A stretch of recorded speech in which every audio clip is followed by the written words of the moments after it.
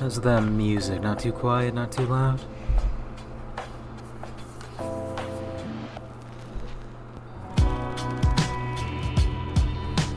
Also, I just saw your Discord.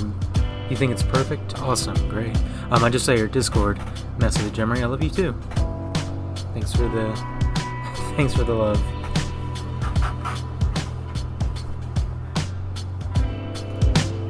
Alright, sorry, running a little bit behind, so let's go ahead and get this started. Right, as I said, I'm doing something a little... Oh no, that's not good. There's an echo of my voice.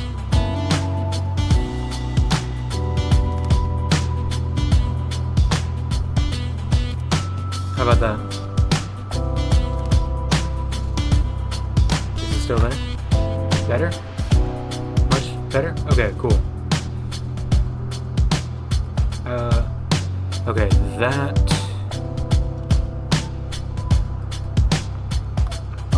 Okay, how's that? That should get that pretty well fixed. Let's see that hand cam.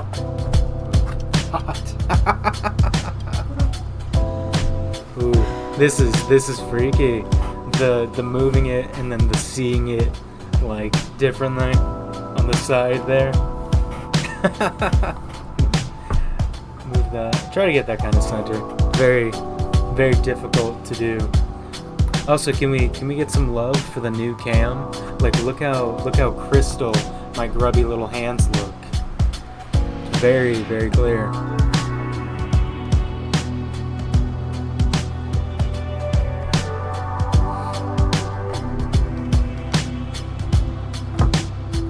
Anyways,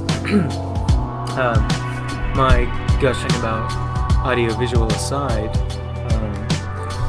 I'm more so saying this for the VOD upload because I know you were with me when I bought these today, Emery. I've got a set of Primaris infiltrators here. I'm trying to get the box like aligned with the top of the camera.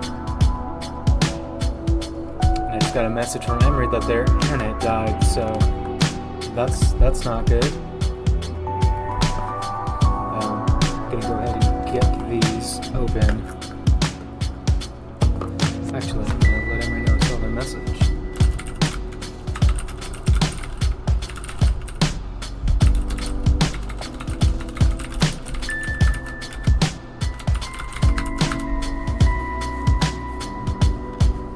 Alright.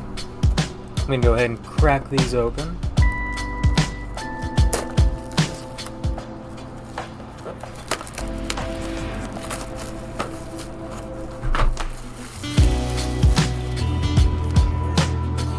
Forgive me if there's any hiccups with this recording.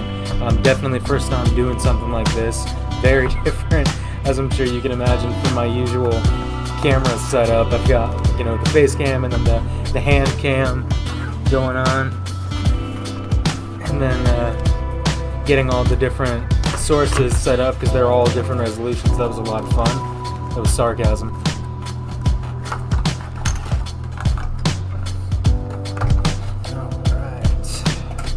So anal retentive about keeping my boxes and keeping them nice. Let's see if I can put this up behind me. Well, I don't know if that would even be visible. I'm not gonna bother. I'll just put this over here.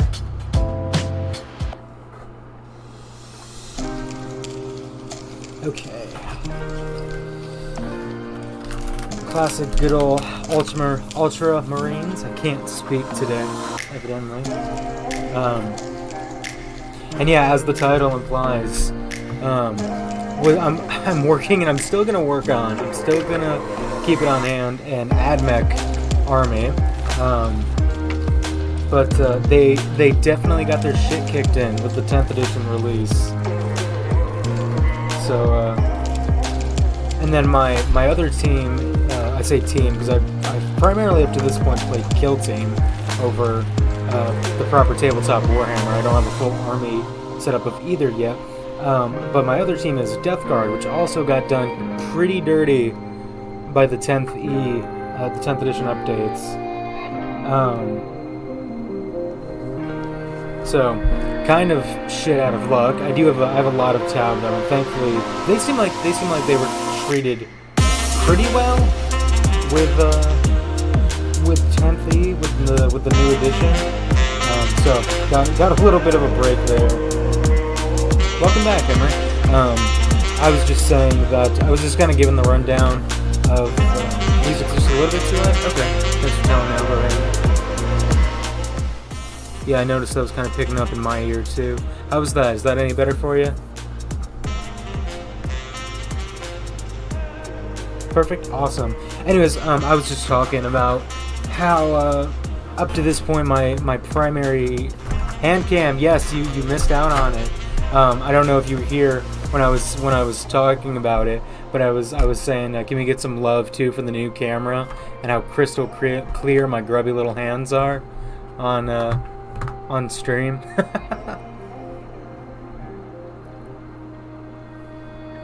Very, very clear, am I right?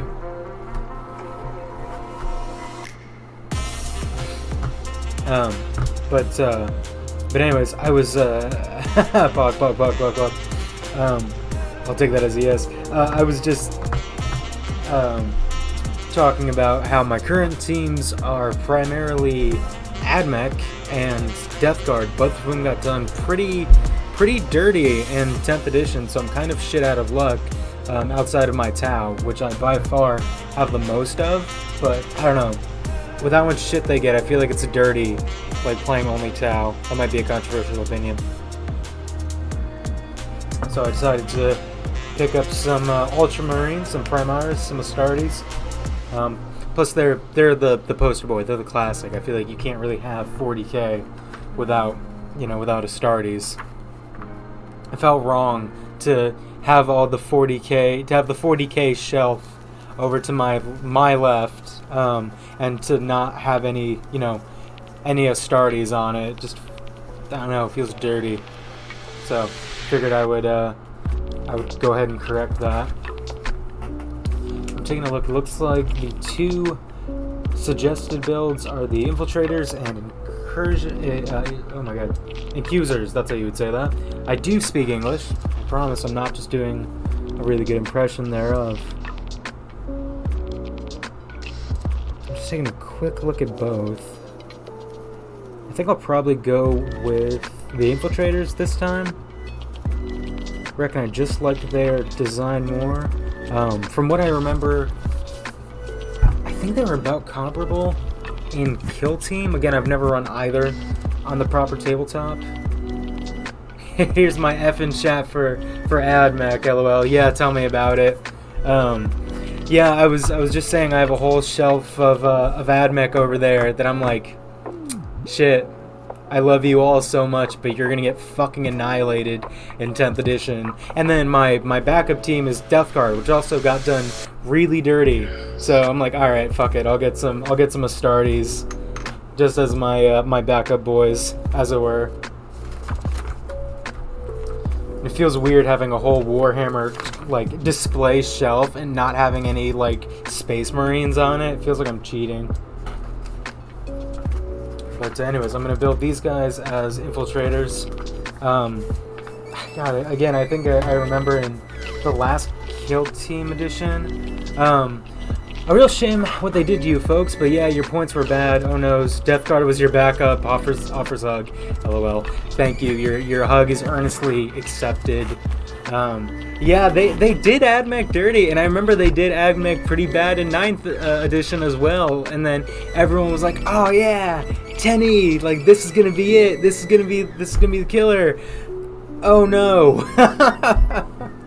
Yeah, and Death Guard was my backup. Your hug is needed and appreciated. That's like finding out that the backup school you applied to burnt down. Yes, it is. Yeah, well, I didn't get my plan A. How's my plan B going? Oh, not great either. Okay, cool.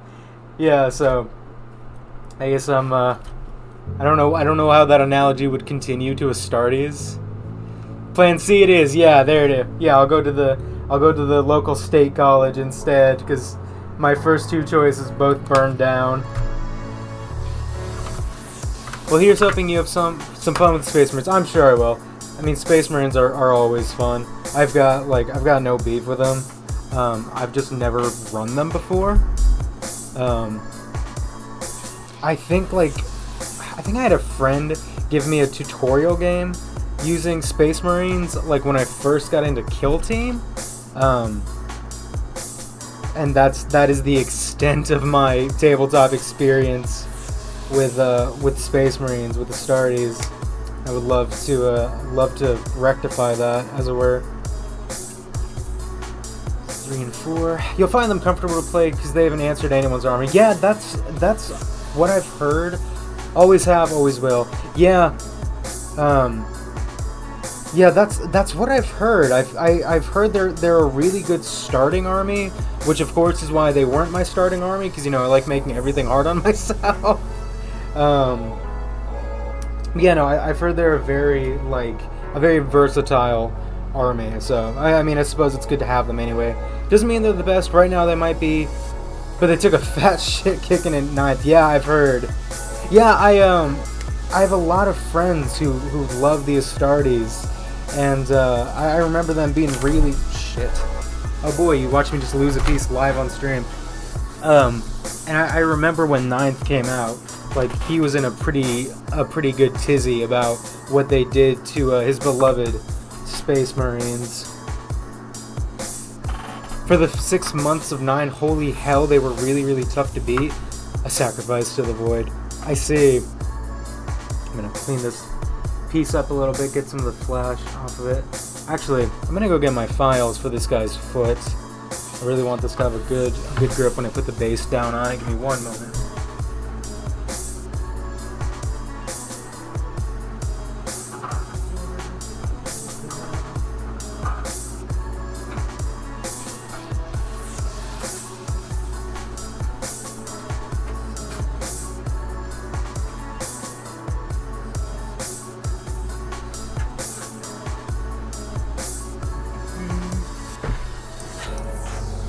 It was after all the codexes started rolling out. Space Marines were given a second codex just to keep up. Then all their war gear was free because they still sucked. And then Armor of Contempt was just magically invented. Yeah, I remember that. I mean, can Admec get some of that love, GW, please? Just a little bit? Like, goddamn. It's like, our points were already not great. And then 10th E came out, and like, God. So they spiked the points to hell, and then I think like pretty much every Skitarii unit has a 4+ to hit, which is just like, god damn, dude. It's like they're pretty much the Militarum now, but just worse. I literally never lost to a Space Marine army after the first months of 9th. I got you. You know, I mean, I'm glad. From what I've heard, I've not kept up, I must admit, I've not kept up super well with the Space Marines for 10th, but it seems like everything's like a bit better for them in this. Correct me if I'm wrong. However, now they're in a good spot. Okay, cool. Well, I'm not gonna lie, I would be a little bit tilted if I went out and like bought the start of a new army just to figure out that they also sucked in 10th. Goddamn. So you'll enjoy yourself, you'll have fun, your codex will be first. Yeah. Yeah, I know Space Marines are always first in line too, which is another thing I'll enjoy. Oops, sorry, I'm trying to get that on the hand cam. I have such a bad habit of getting like super close to my face like this, which would be really funny because then you'd have the hand cam would just be on a pile of like flash and parts sheets while I squint like a moron into the face cam. But yeah, no, I'm looking forward to the 10th E Codex dropping, and I figured to. Now, does that mean we'll see a repeat of 9th, where since they get their Codex, it becomes the weakest over time? Prepare yourself. It won't be the first time that's happened. Yeah. I'm keenly aware of that possibility, and truth be told, like if you couldn't tell by the name, I'm very much a filthy casual. I'm not normally one who keeps up super tight with meta. I'm more like, oh hey, you know, that faction's cool. I love their lore. I love their look and building them. I would love to play them, and if I lose, I lose. You know, whatever. So it's not that I want to have the best of the best. I don't mind if Space Marines get nerfed. That's okay. We're all casuals compared to the Emperor. LOL. You're goddamn right. But like, yeah, I don't mind like getting a Space Marine team and like having it be super comp at the start and then it dropping off over time. It's more just like, I don't know, man. Like, Admec was already really in a really rough place, and then 10th just kicked them even harder, and it's like, I don't mind if I lose, but I want a chance at winning, you know? But yeah, no, I won't mind too much if these guys end up getting nerfed, and like, they're not the premier team, or the premier army, that's fine. I'm not a super hardcore player, obviously. But yeah, no, I want something that will at least win. I'll level with you. The only thing you risk when playing the top tier armies is not getting another game with that particular person. Yeah, that's true. So consider that. Yeah. Yeah, no, that's a good point too. And I feel like a flush isn't, like a total wash isn't fun for either party. Like, I don't want 8th edition. I had to stop playing Guard. Were they really bad in 8th? That was a bit before I was into Warhammer. That's weird to think about Guard being really, really bad.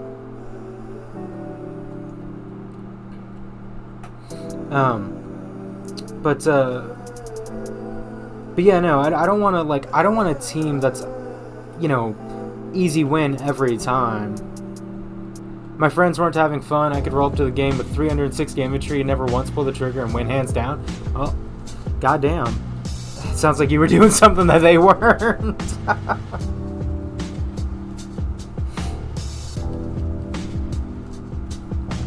But yeah, and at the same time though, like, I don't want a team that's always going to get washed, which Admec seems like it's gonna be like going forward. Almost no one in 8th could pull that many triggers. Damn, I see. I mean, I feel like that lines up for what, like, the Militarum, the Guard, are known for, though. Like, just getting out and just fucking spray and pray. There was very, very few armies that could mass spam enough shots into 36 units of 10 men. Jesus Christ. Yeah, I fucking bet. Oh, I'm clipping my mic. But, yeah, no, I bet. Yeah, I'm curious to see how everyone else is gonna do with 10th edition, or with the first round of codexes. I have friends who are super into Tau, and they seem happy. I've not looked at like the Tau like changes yet, but they seem to be pretty pleased. Could be wrong. Could be just my little group of friends are just weirdos and masochists. But I've heard Tau did pretty well in 10th, at least so far. What army have you been playing in 9th? Have you been sticking with the Guard? And so I'd ask, can you do 440 wounds before 6 turns? No? Game's over before we even start. Oh, that's fucking great. That's hilarious. That's awesome. So that pissed people off? Well, I bet, yeah.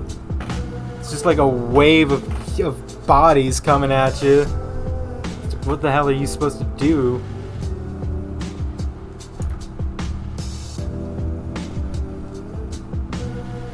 That's a riot. That's really funny. And that's the risk when you play a top tier meta list. Yeah. No, for sure. Like I was saying before, that's another reason I'm not, like, I don't hound the meta too hard. Because it's like, I don't know, I want everyone to like have a fair shot. It's not fun. It's not fun if I can walk up to a table, look at your army, and know that there's nothing you can do. Like that kind of removes the point of taking the game away, that kind of removes the point of playing the game in the first place. People will remember that about you, not how jovial you are or nice or fun to hang with, but they'll remember you brought a stupid ass army that they didn't have any fun to play against. Yeah. Well, speaking of the Tau, they were like that in 9th for a while, weren't they? Like with their stupid fucking what did you call those? The rail cannons, I can't remember the name of it. Yeah. Where it's like they could just sit and turtle on one end of the map, or the board rather, and just pepper you. Tau are a huge offender of this since they were introduced. So I've heard, yeah, and I've started to pick up. That's why like a lot of people get tilted towards Tau, like get upset about, or not upset about, but like that they don't want to play with them because they're not fun to play against. Yeah, no, I totally get that. I've got rhythm in my soul. I've got rhythm in my soul.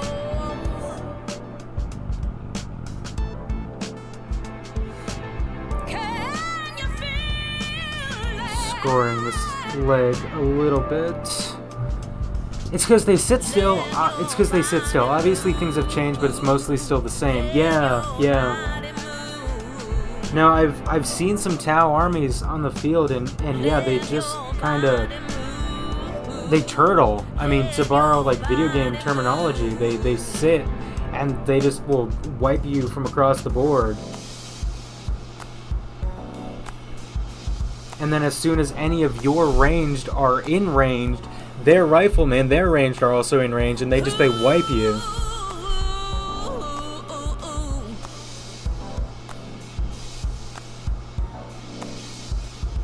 Yeah, no, I really enjoy like full transparency.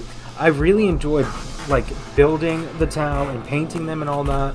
I got myself their last combat patrol, but like I don't know, man. Outside of like kill team, I would feel dirty running them in the full game. It would feel like I don't know, man. Like just like kind of cheap, kind of cheaty. I've got rhythm in my soul. Because in Kill Team, like, they're not as bad, where the playing field is so much smaller and units move so much more, you can kind of close that distance before their ranged units can, like, can fuck you over, to be frank.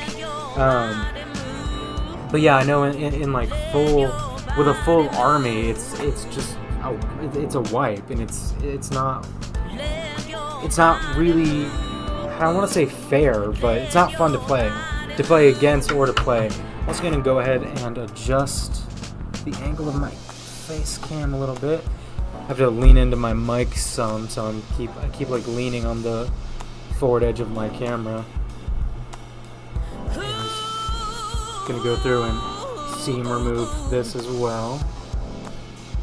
But yeah, I'm looking forward to putting some Astartes, to putting some Space Marines on the tabletop.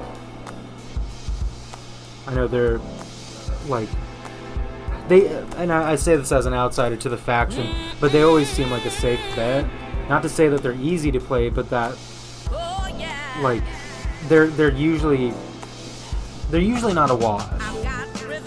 Like, GW takes good enough care of them that it seems like you said, you know, they're kind of, not kind of, they're very adaptable.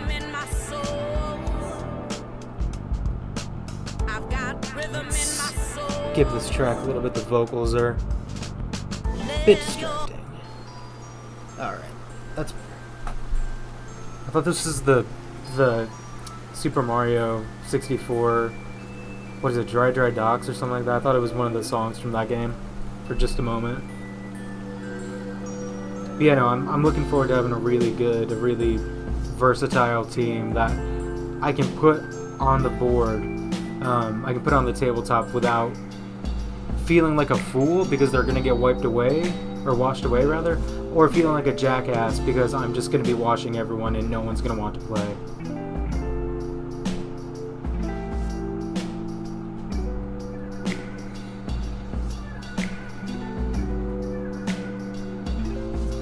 I hope Tower balanced a bit in 10th. I say that as someone with like a full Tau army. I'm not hating like at all.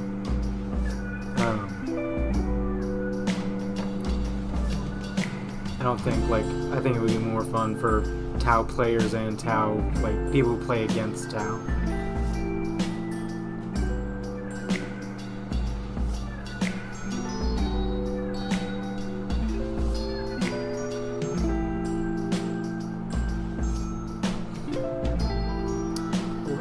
Flash on the back of the leg here. Try to get that off. I want to try to get that off without filing it. I actually might take my hobby knife to that, because I would really hate to kind of, let's see if I can get this on camera at all, kind of have to flatten this to get rid of that little dot of flash that you can see even from a distance. So I'll probably just take a hobby knife, try to shave that off a little bit.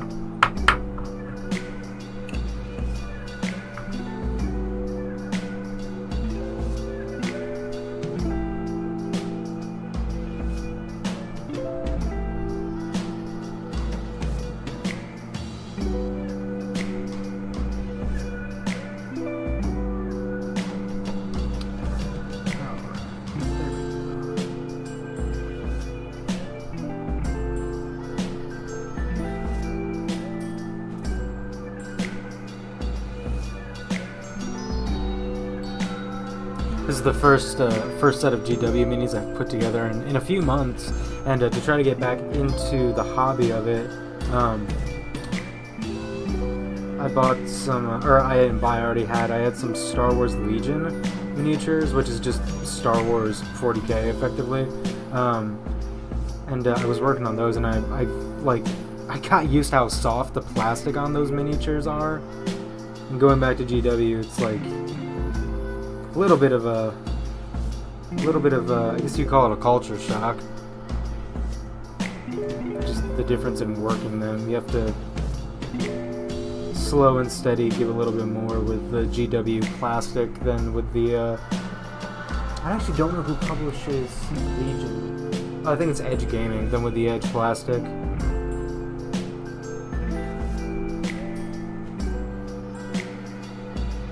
First time I had to cut away flash with a hobby knife for the Legion miniatures, I damn near put a blade in my thumb just because like I wasn't expecting it to be so soft.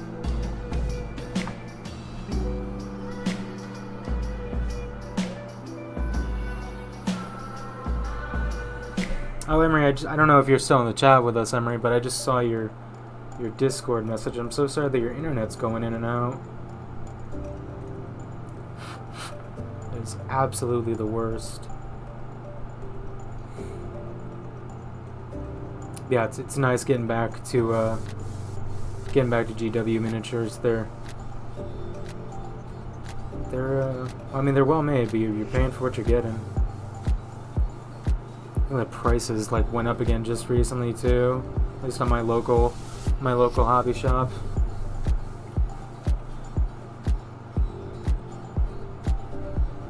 Go through and score this a little bit. Try to make that glue really take.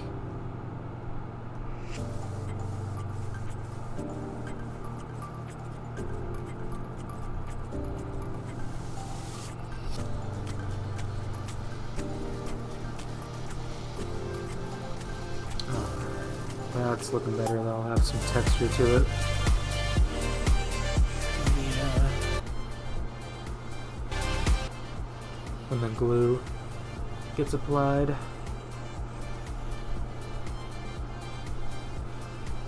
Still seeing a little bit of flash on his knee here. I'm going to try to get that off.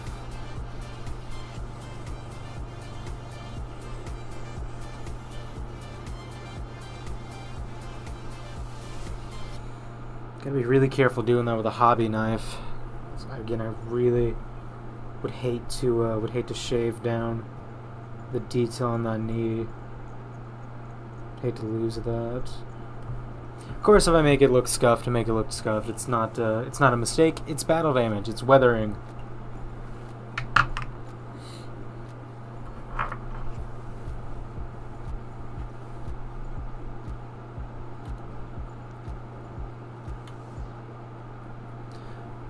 Also going to go through and file that flash off the bottom of his foot.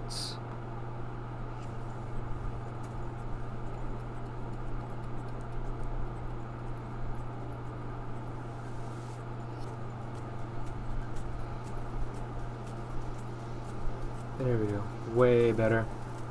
Didn't even do that much damage to the knee to get that off.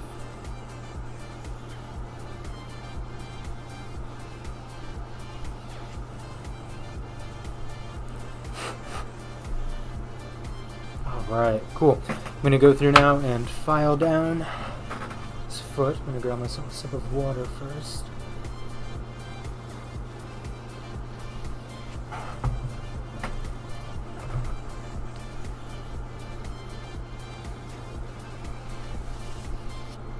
That'll help too with the texture on the bottom of the foot, with getting it to stick to the base without falling over. Would hate to have a base covered in glue residue. It makes it makes basing understandably much more difficult. Alright. Cool. Alrighty, there's both of our legs done. Awesome, those are looking good. Gonna leave these up here. Let's go through and take care of the torso next. Excuse me. And actually, I might score this first. Well, you know what? Actually, I might not even need to score this. I think with the dimples here and the little raised bumps here, it should secure pretty easily. So I think I'm going to go ahead and just glue the two halves of the torso together first, and then from there we'll take care of the flash, do some seam removal. It'll be a lot easier to work on that than just the two nebulous halves, especially because the parts that we're not going to be able to access once we glue this together won't be visible, so there won't be any real loss there. Got extra thin plastic cement here.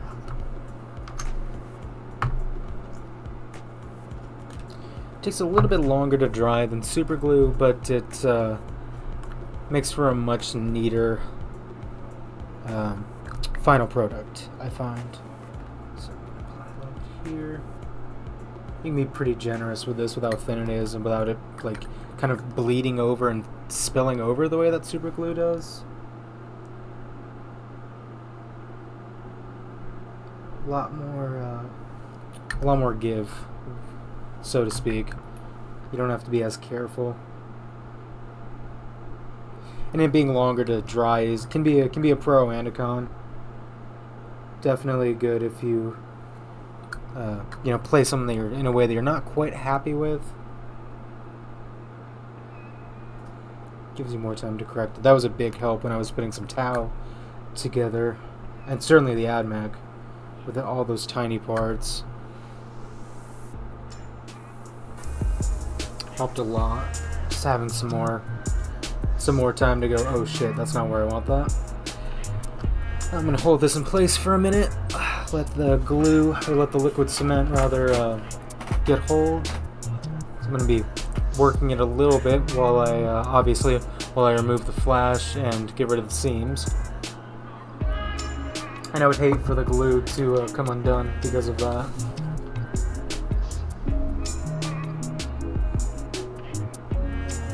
Really in love with the detailing on these, I gotta say.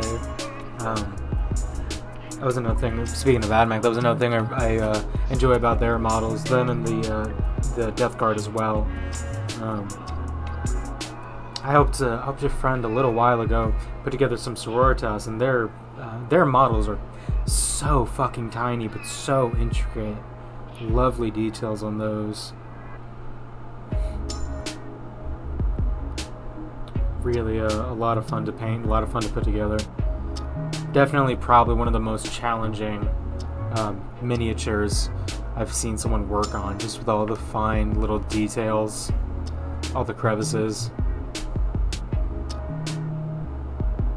And actually, I think, oh no, those were fine. I was gonna say, I thought I'd remembered that friend painting them unprimed accidentally, but that was me misremembering, as if it couldn't get any more difficult. Okay, so it looks like that liquid cement is dry enough, at least, that we can start with the seam removal and just getting some of that flash off there, definitely on the arms. You can see a little bit there. You can see that on cam. This side as well. It's even smaller. Here's that focus. Yeah, you can see that on the arms there. Got some on the back of the leg here, if you can see that. So I'm gonna get that all cleaned up. Just make that all the easier for the legs to stick onto. I'm gonna start by going over this flash with the seam remover. I'll flatten it out a little bit. I'm not super worried as long as I can get this arm more or less flat. Not the arm flat, but the, how would you say? I suppose that would be where the shoulder connects. As long as I can get this little area flat, I'm not super worried about extra flash being there. I just don't want to make sure I don't want to cut in too much. Otherwise, that'll make it really difficult for those arms to stick and almost impossible for them to be even, for them to connect together in ways that they need to. If this guy's holding a bolt or anything like that, that'll make that really tricky. So I'm going to try to be careful for sure. I'm also going to go through and score these as well. Hey, Daryl, is that you? I think you got a new username. But either way, thank you, my friend.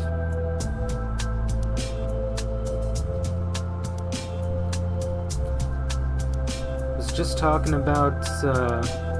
We were just talking about how kind of high tier, super competitive, super good armies can be not as fun to play against or to play. Kind of removes the competition of it all. And Tiniest of Travelers was just telling me that that Astartes, that Space Marines traditionally, especially in the last edition, were kind of just a very versatile, well-rounded team. Not something that you're gonna wash with, but not something that you're gonna get washed with, which is exactly what I'm looking for. So, because Admec is unfortunately pretty much at that point, and if they're not, they're quickly getting there in 10th edition. We were also talking about how Tau have been pretty much since their inception on the opposite end of things, where they've been more or less OP. They've been able to kind of turtle on the far end of the game board and just kind of wipe you out with almost, or no, it's not almost. There's one of their weapons, I think it's a rail cannon, rail gun, something like that, has either pretty much or literally unlimited range, and they don't need line of sight. So Tau can just kind of turtle and barrage you from across the map, and it's not fun to play against, and not fun to play.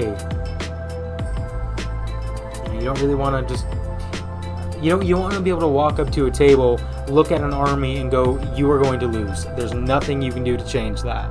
No amount of skill or of clever play will change that. It's not fun for anyone.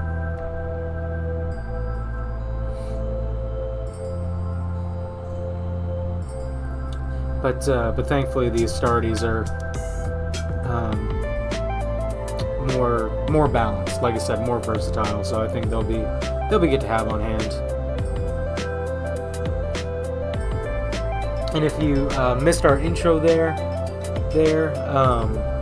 these are the Primaris Infiltrators is the exact box that these are from. I've gone through and filed and seam removed the legs right here, doing the same with the torso right now, and then we're going to move on to the arms and the head and the back and get those all worked on and hopefully all put together tonight. I would love to be able to get through at least a couple of minis, get them built tonight. I don't think we'll be doing any painting. I don't know that I'll live stream airbrushing just because that seems like that would be a bit tricky. That's how I do all of my priming. I airbrush it on using a special airbrush applied primer. Daryl, I know that I've told you, or I believe I've told you that, but just for anyone that I haven't. And that seems like that would be a bit tricky to set up with the streaming station. I could try it. I could. Have to. Oh yeah, I'll contemplate that. I'll think about how I can make that work.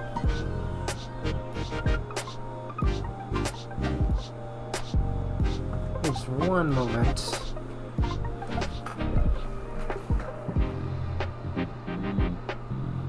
I think I just heard a yell. What was that?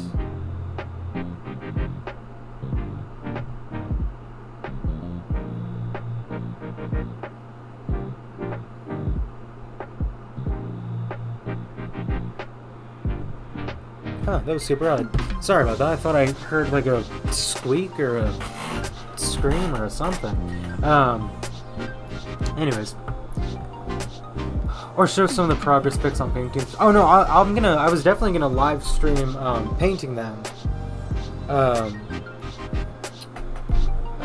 just more so meant airbrushing was the only thing I wouldn't or airbrushing on the primer rather. I don't normally airbrush like the minis themselves. I have more fun going in and painting them by hand. But, you know, I'll definitely live stream. Yeah, I'll definitely live stream the painting. Don't you worry about that.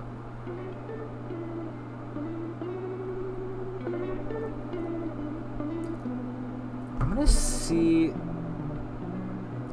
because I can see a little bit of flash on the leg here, but I can't. It's gonna sound silly to say out loud. I can't necessarily feel it, so I think it's about flat, and I know that'll be covered by the leg. I'm gonna try to leave this. I'm worried about cutting into these grooves too much, which could make it difficult to align the leg. I did that accidentally on one of my Death Guard. Looks like he has a bit of a limp now. But yeah, no, I'm definitely gonna live stream. Definitely gonna live stream painting these. It's just applying the airbrush primer that I think I'll do off cam. With all the cameras and the sound equipment and all that. God forbid, like, some primer gets into them and into some crack and crevice, and I'm just SOL. You know, I've shot a $250 camera because I got some primer in it. I find when I prime indoors, it has a way of getting into everything. Like, even things you would have no idea how it got into.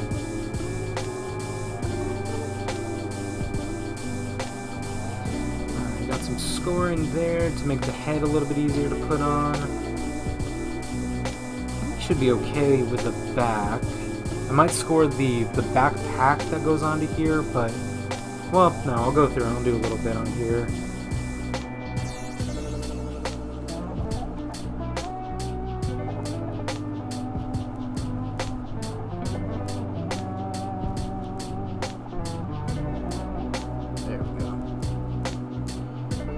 Alright, I think I'm gonna take a closer look. I want to make sure I'm not missing any seams.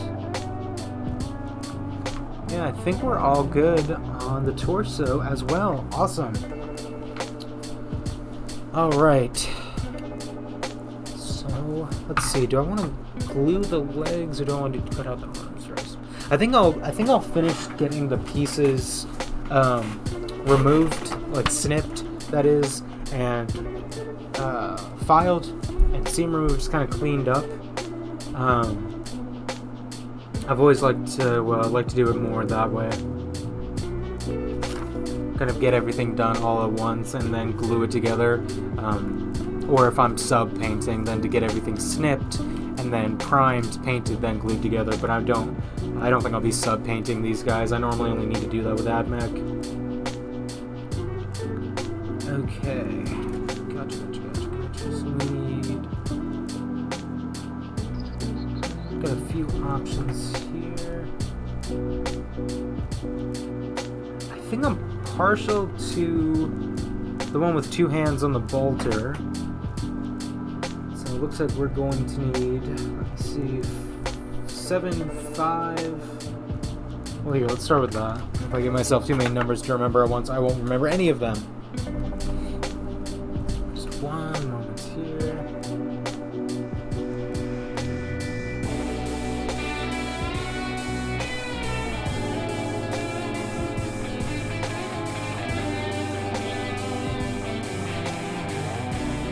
Okay. So we got 5 and 7. Yeah, if nothing else, I'm really looking forward to getting some Astartes on my Warhammer shelf. Feels wrong not to have any up there.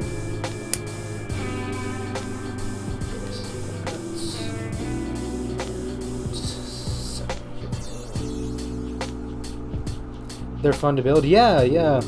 I had a blast building my Death Guard. I dare say I think they were probably one of my favorite miniatures to build so far. The Death Guard, and I know the Astartes are obviously very similar to that in shape and design. So yeah, no, they're a blast. I built so fracking many of them over the decades. I don't doubt that at all. I'm sure you could probably do it in your sleep. Yeah, no, these are actually my first proper Astartes. First of many, I'm sure.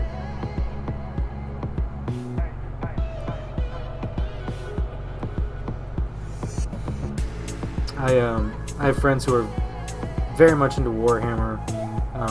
nowhere near as experienced as you, Daryl, but very much into Warhammer, and they were telling me a few weeks ago now that they keep an Astartes army on the way that he said was in reserves, just because they're always a safe bet.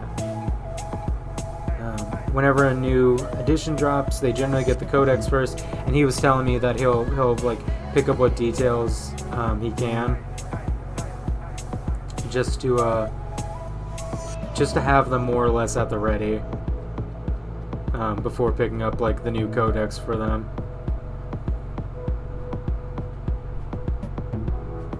Yeah, I can't even imagine how many you've built over the years, Dare.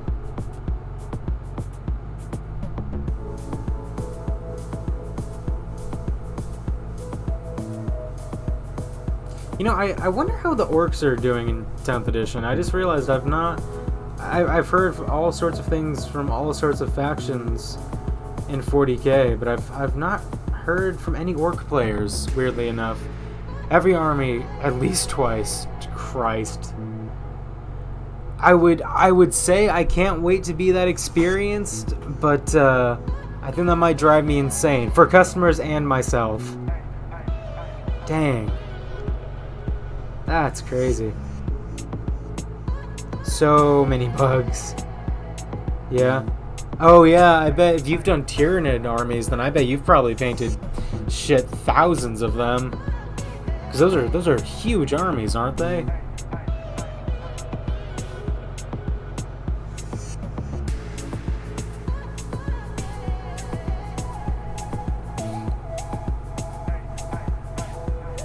But yeah, actually, Tyranids as well. I've not heard from any Nid players. Yes, they are thousands of Gaunts. Good God. I mean, that must be a hell of a thing to see on the tabletop, but still, like, shit, man. Would you say you've... I feel like this is a dumb question, but hear out my logic. I feel like Astartes armies... This might be wrong, but this is just from my own, like, anecdotal experience. I feel like Astartes armies must be more common than Tyranid armies, right? But Tyranid armies must be composed of so many more models. So, would you say that you've painted more Astartes or more Tyranids over the years? I heard that in the fluff, the Tyranids are singing the Imperial Fist's Fortress ship. I see. Huh.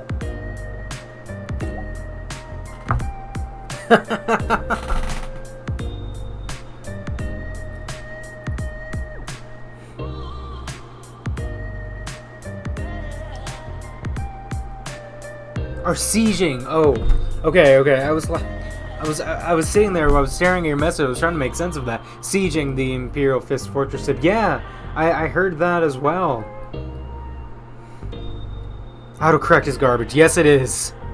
Autocorrect is not your friend. It is out to make you look dumb. But yeah, I heard that as well. I don't know the deets, but I heard they were making a move on the Imperial Fists. That's something. I'll be curious to see how that ends up going down. Back in the day, the Astartes were pretty slim. Do you mean literally like their models were thinner looking, or that their armies had less models? Not a huge amount of variety. Oh, there were like less Astartes models available, you mean?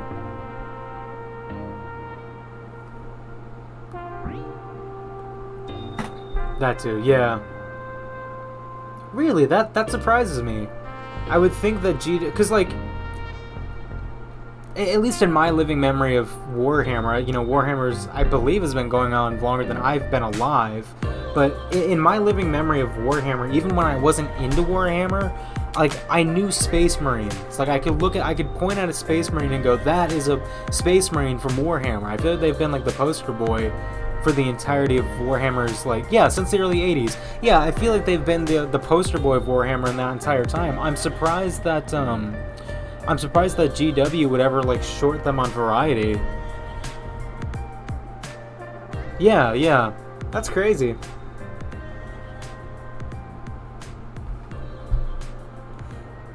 Huh.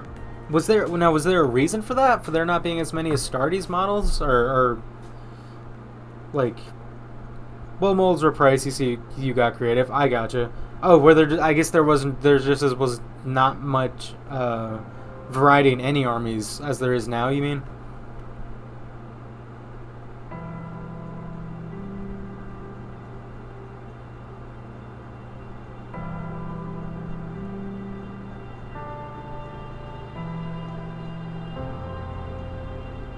Oh, and I know you mentioned to me previously about when GW started, there wasn't much variety. A pewter. I was just about to say that. Yeah, I remember you told me about that they used to be cast in pewter, and I can imagine that probably made the molds even more like specialized compared to just plastic, which is, at least to my knowledge, compared to pewter, much easier to mold.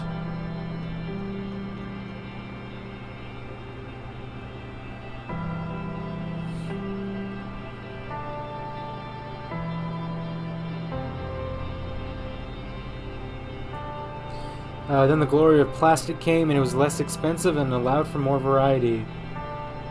Yeah. Yeah, I saw some of those, some pewter models at a hobby shop around here, and it was... I was talking to the shop owner, and he was telling me about that as well, when they used to come in pewter. And I don't know, that for some reason that just blows my mind. What you have now is mind-blowing to me for what are made. Yeah, no, I bet. I was looking through, someone went and like cataloged, I've been focusing on this little bit of Flash for so long, I just realized that. Someone went through and cataloged like a lot of the older, like first, second, third edition miniatures, and just like how different they looked and how much less variety there was, and all that. It's crazy to see how far it's come. It's awesome. I mean, that wasn't, you know, it's not a complaint, obviously.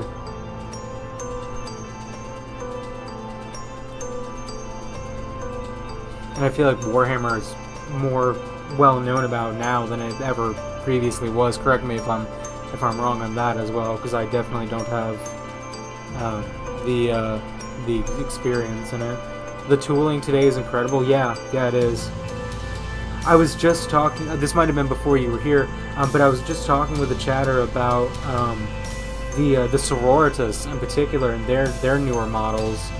It's the biggest tabletop game on Earth. Yeah, and I've never doubted that to be true. I mean, more so like how big tabletop gaming overall has become, and Warhammer with that.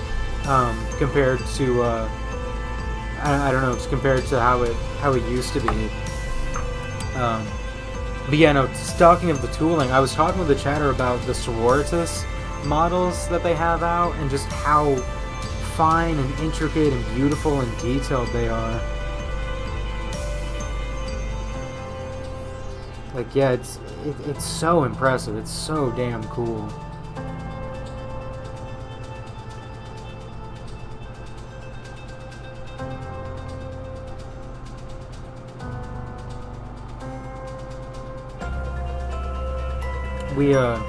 We keep the kind of all the Warhammer stuff in like on one shelf in my office. And that includes Emery's Sororitas and the ones that Joey gave them. Compared to the ancient pewter models that I'm sorry, God, my eyes just tripped out so bad. Compared to the ancient pewter models that were hard to get 15 years ago, these new ones are astounding. Yeah. We, like I was saying, we keep all of our Warhammer stuff in one shelf in my office, and that includes Emery's Astartes, or not Astartes, I'm sorry, Sororitas that they built for Kill Team, and the ones that Joey gave them, and just even that, and those Sororitas aren't super duper old. Like, even the difference in those is like just mind-boggling compared to comparing what they had then to what we have now. I can't imagine like comparing it to what was around in the 80s and all that. world of difference, I'm sure.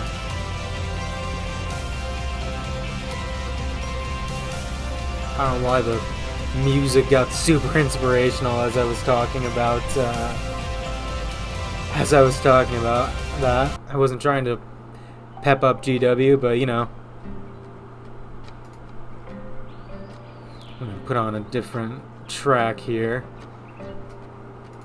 One that's a little bit less of an anime, of a climactic moment in an anime. There we go. That's better. All that working. This flash is still there.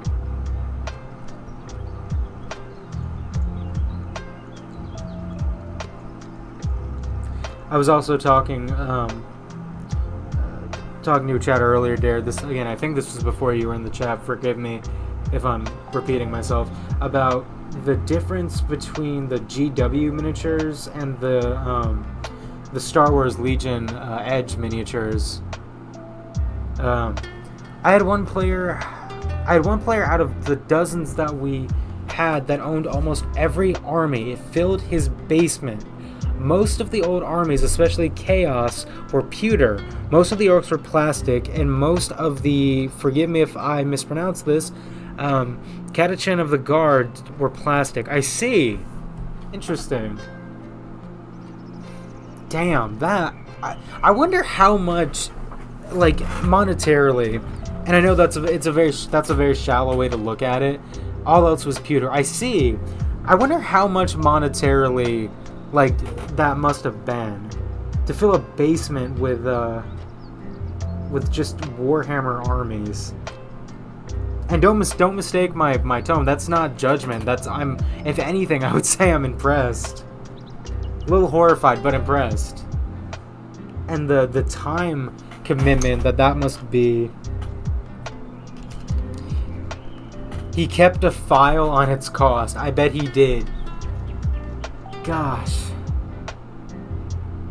Yeah, that's crazy. I saw someone went through recently, and this wasn't necessarily, he did an inventory every year. Damn, wonder how long that took. This wasn't necessarily just like one person's army or collection or hobby. There was some kind of I think this was one of the Warhammer tournaments recently. 23 hours to take inventory. I'm almost surprised it didn't take longer. Holy shit. Wow. 23 hours. Damn. God, as I was saying, I believe this was at one of the tournaments where they had a display of a Astartes army and a Tyranid army in the middle of combat, and it was done with this beautiful, like, all, of course, first-party terrain. The models were beautifully painted, every single individual one of them. It was a beautiful just show of it all. And someone went through and calculated how much all of that put together approximately must have cost. And I think the final result was over 35 grand. I distinctly remember that. And these were two massive, massive armies. These were displays. At one of the Warhammer tournaments, and it's just like, man, that is dedication to the craft.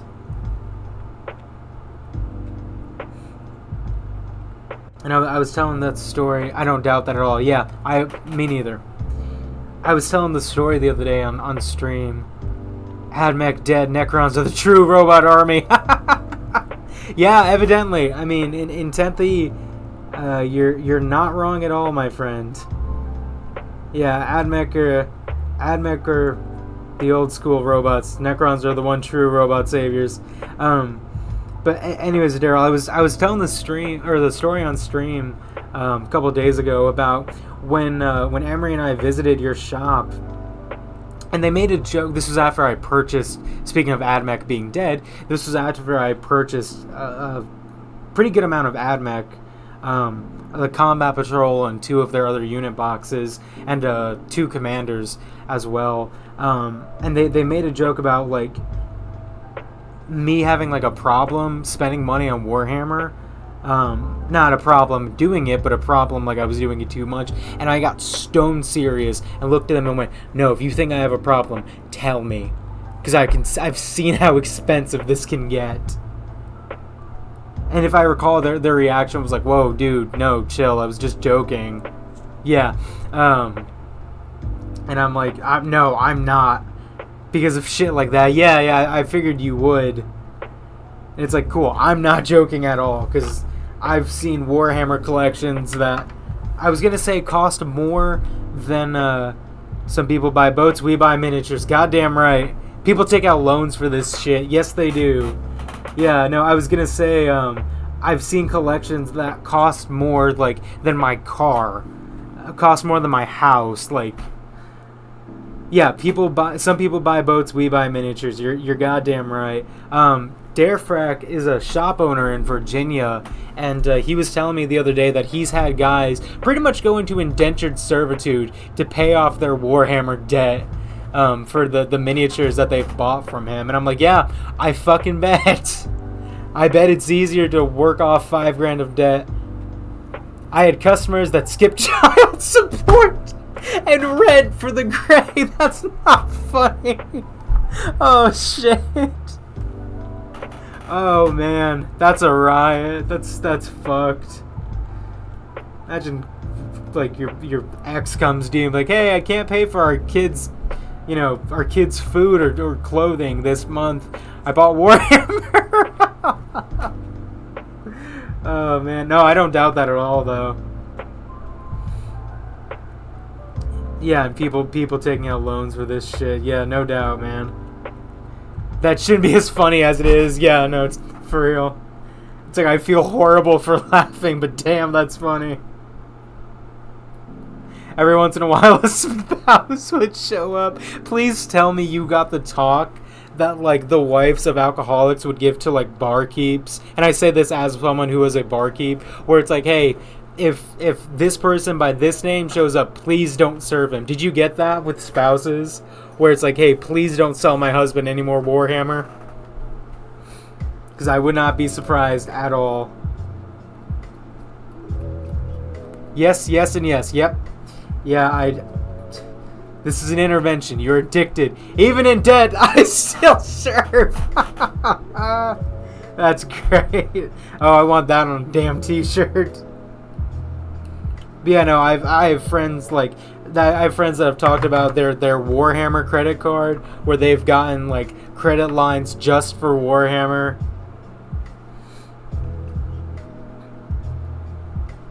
You know, I hear about shit like that, and then I look over to my shelf where I keep my Warhammer shit, and I'm super retentive about keeping the boxes. I was named. That's horrible. I was named as the reason for 3 separate divorces. Oh shit! From 2001 to 2006. Daryl, I'm so sorry. Bro. Oh shit, that's horrible. That's really funny. But yeah, no, I keep all of my boxes, and I look over and I see like the combat patrols that I've bought, and the few unit boxes and the little commander like plastic shells. I'm like, all right, maybe I'm not so bad. I'm not gone yet. When I hear shit like Daryl being named as the reason for 3 separate divorces in 5 years, and people with the Warhammer credit card, I'm like, all right, I'm not gone yet. I need to keep an eye on it, but I'm not gone yet. Oh man. Even in debt, I still serve. I've never heard that. That is so fucking funny. Damn. Nah, you're stone cold sober. Yeah, compared to some of the people I've heard about. They knew what they were getting into when they married you. Oh, man. Yes, they did. Yeah. I like that. Married you. They didn't marry their spouse. They married the shop. No sympathy for them. Oh, man. I mean, I feel like if someone's that into like that into Warhammer, like you have to know, right? Like there's no way you keep that a secret, especially like Warhammer people love talking about Warhammer. Like my partner has only ever like painted, not a handful, I don't want to undersell Emery, but like I prattle off to like my partner who's not nearly as into Warhammer as I am. Yeah, the old girl's had many suitors over the years. Yeah, I bet. The old girl, for context, the old girl is Daryl's shop. But yeah, no, my point is, like, Warhammer people love talking about Warhammer. I say that as a Warhammer person, so I feel like you gotta know that someone's really into it before you marry them. Like, I can't imagine, like, you get married to someone and then you're surprised to hear that they're into Warhammer. It's like, no fucking way. Now, picking Warhammer over child support and rent, I think it's fair to be surprised about that, but god damn, that's funny. That's really horrible, but it's really funny at the same time. It's one of those things, like, I feel bad for laughing, but I can't help but laugh. Knowing something about the person you're marrying, absurd. Yeah, truly. Oh, man. Jeez, no, that's funny. Also, Daryl, once I'm kind of back in the groove with miniature painting and building, I'm absolutely building that dreadnought that you so lovingly gifted me on stream. I've actually been saving that to build it, like either till we were visiting you or until I was streaming it, because I don't know, I want to show the appreciation. I'll probably keep these guys just Primaris Ultramarine Blue, so I'll do the same with the with that dreadnought. Awesome. Yeah, I'm glad you think so. Yeah, I want to let myself get back into it a little bit first. It's been probably about 2 or 3 months since I've done any serious miniature building, so I kind of want to shake off the rust before I embark on something like that. 6 and 76.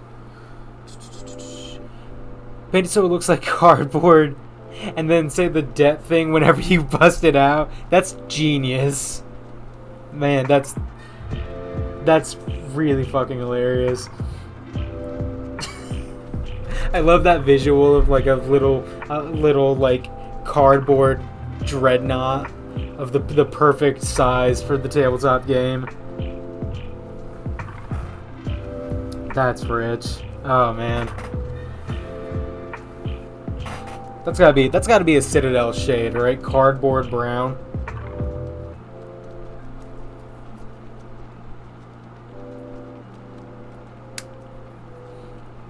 Knowing the way that GW names paints, it would be something like Hobo Marines when they lose their chapter homeworld. Yeah, exactly. Our ancient hobo dreadnought. Oh man. One player who had orcs built from a stompa from wood, duct tape, and a Pepsi can. I don't doubt that at all. Man, I need to remember this bloke's YouTube channel name, but there's if you guys are into Warhammer, I'm sure you've had it recommended. It was accurate and we appreciated it. I would too. That's a work of art. Also, Merwich said beautiful. Thank you. I'm assuming you mean the cardboard dreadnought, not my little bits of ultramarine that I've cut out. But as I was saying, there's a guy on YouTube that will get really cheap, really fucked up Warhammer miniatures off of eBay that people tried to put together or customize and just screwed it all to high hell and sold it and gave up. Well, he'll buy them, take them apart, the cardboard, but your bits are nice too. Well, thank you. I'm glad you appreciate my bits. The 40k bits, I mean. More props if the Pepsi can was unopened and you could drink it during the game. That's genius, and I love that. I'm absolutely stealing that idea. But yeah, there's this guy on YouTube who will pretty much rehab like destroyed and really messed up minis. And one time he bought a Stompa off of eBay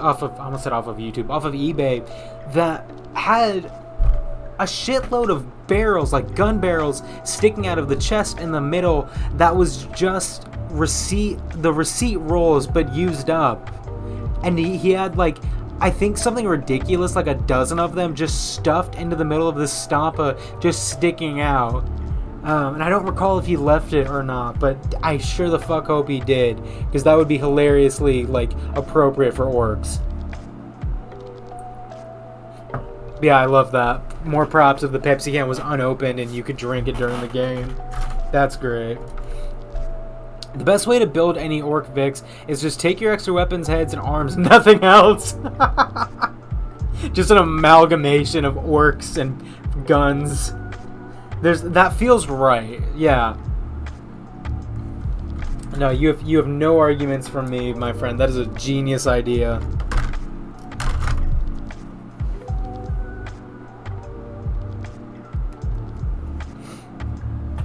Just a conglomerate pile of unrelated orc bits. There's a Skitari in there that got lost. They just picked up and put him in there too. Our bug players just fielded the bodies, no arms. That's hilarious. Honestly, the orc vehicle kits should be a bag of random bits like Lego. Here you go, figure it out. That's what the orcs do. Yeah. Oh, it's a wheel with an engine on it. How's it work? Oh, it works, that's how. Our bug players just fielded the bodies, no arms. That's horrifying to think about from like a in-universe perspective, but fucking hilarious to think about just visualizing that. Just a fully painted, based, just tyrannid body with no arms, no limbs. That's great.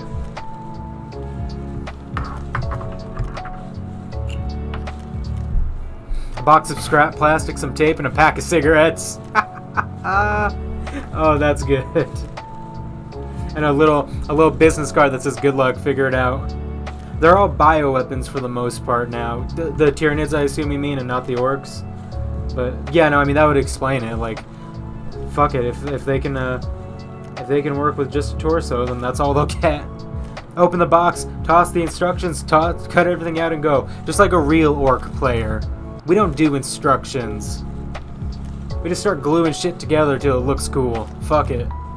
Yes, the Tyranid Warrior's got the combined combi weapon treatment. I got you. That, I don't know, that seems like that could be cool. That's the secret of WoG. Burning the instruction booklet, yeah. That's what orcs burn when they're cold at night. They're fighting on an ice planet. Just burn the spare instruction manuals that never got read. I'm gonna take a file to this bit of flash. It's not wanting to come off. That's a fucking riot.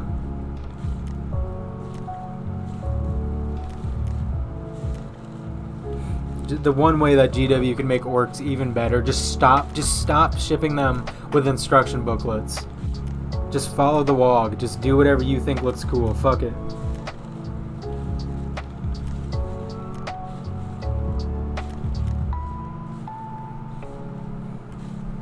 Might scuff this hand a little bit, trying to get this flash off, but that's honestly fine by me.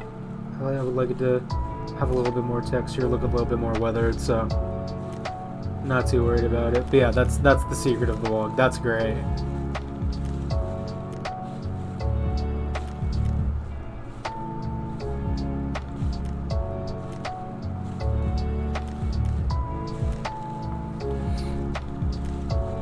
That's how orcs get everything to work. They just keep slapping shit on until they're satisfied with it.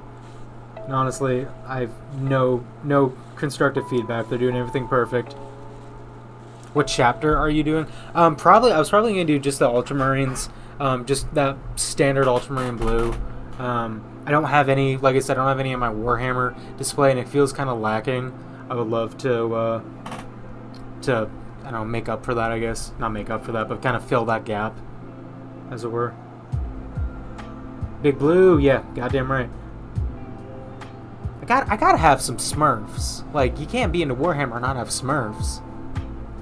It's not right.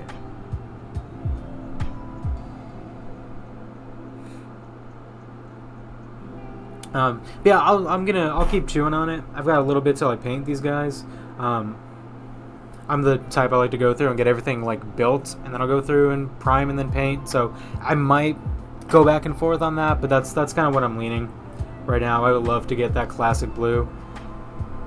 And then you get your Guilliman and really snob your way over the table.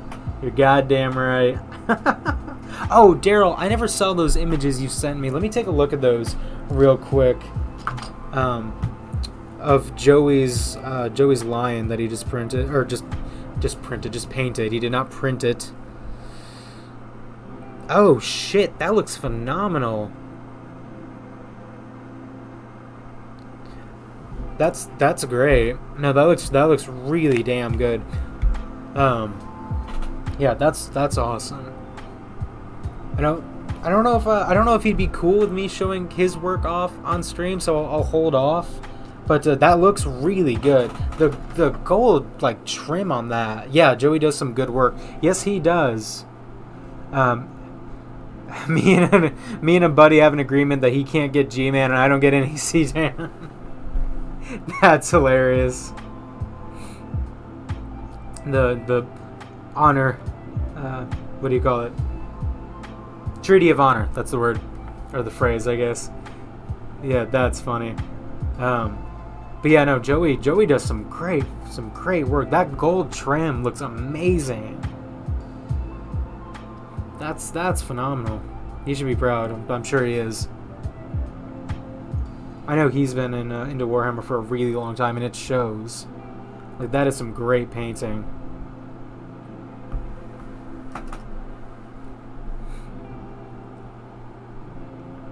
Oh, he uses wax paints for the metals. I wouldn't have thought of that. That explains that, like, that shine, that pop that they have.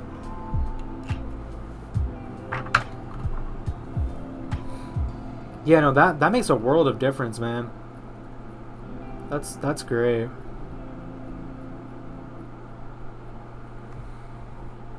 I like to think more Cold War.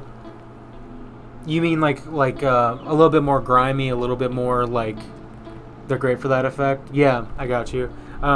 When you say more Cold War, I assume you mean more like gritty, kind of, less with that really brilliant shine on the metal.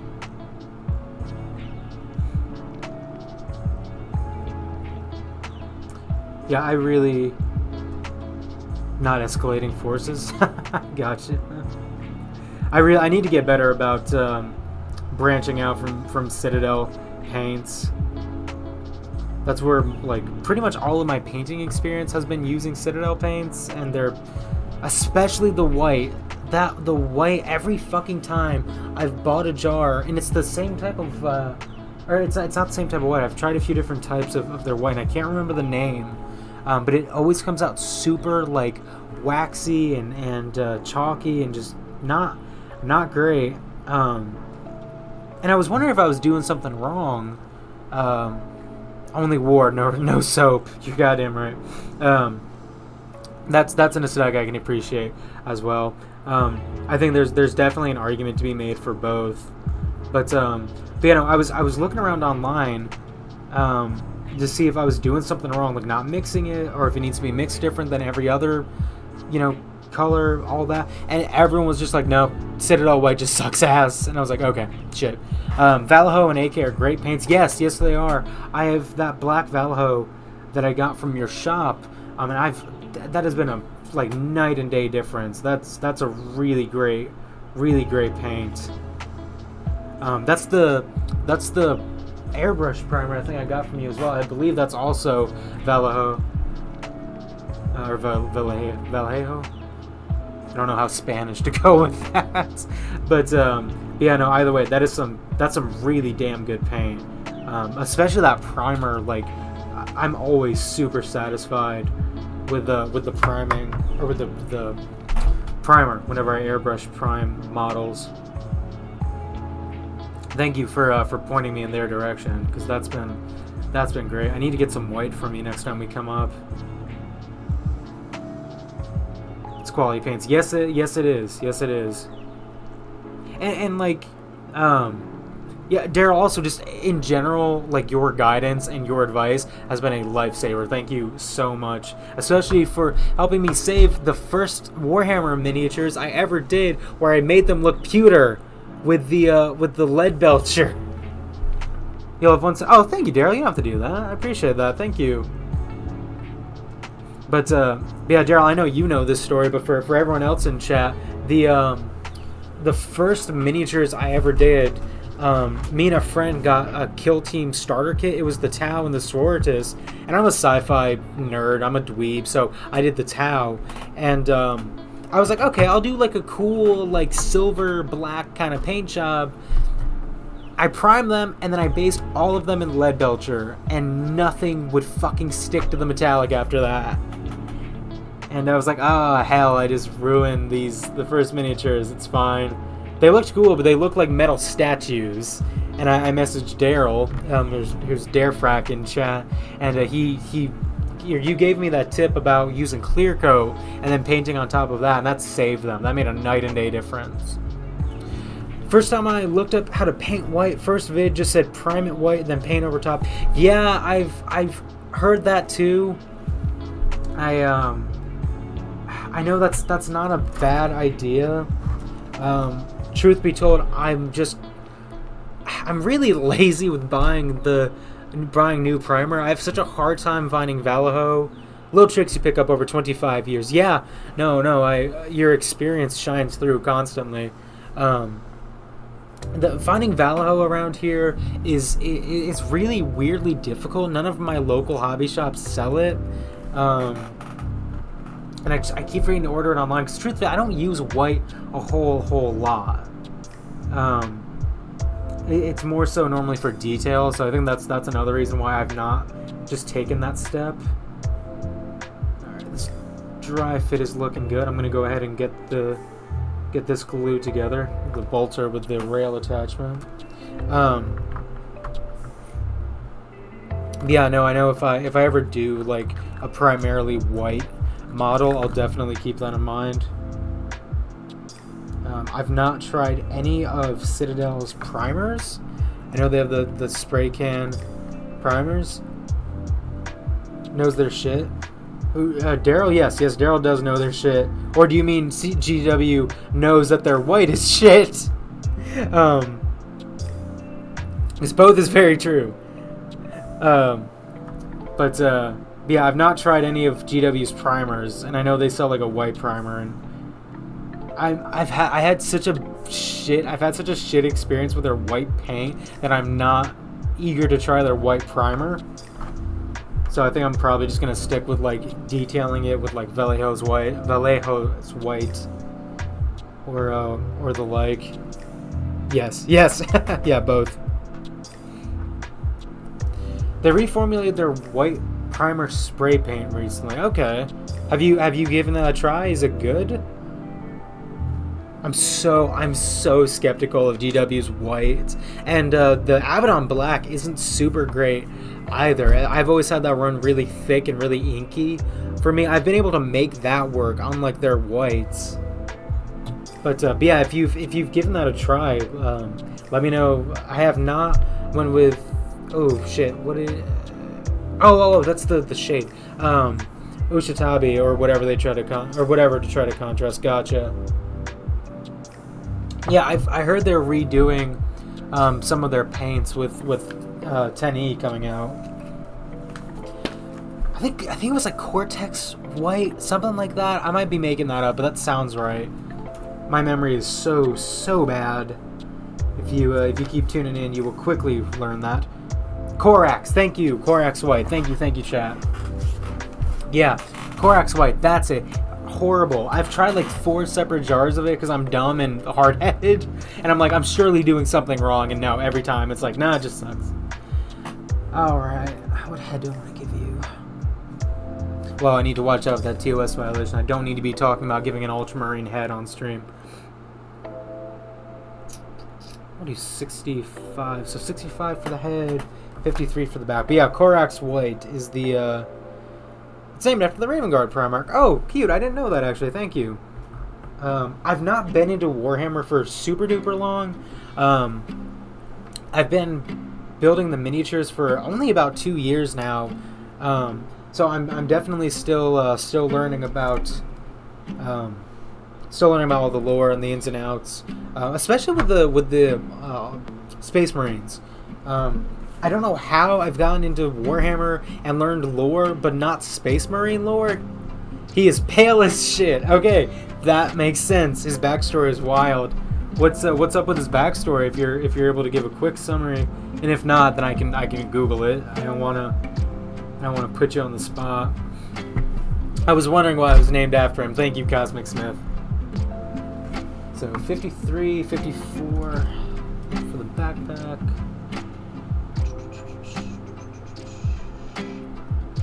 But yeah, no, he could make people not see him. I see. So he turned like invisible, kind of, or is it he's still visible? He's just like people don't process that he's there, like that kind of trippiness.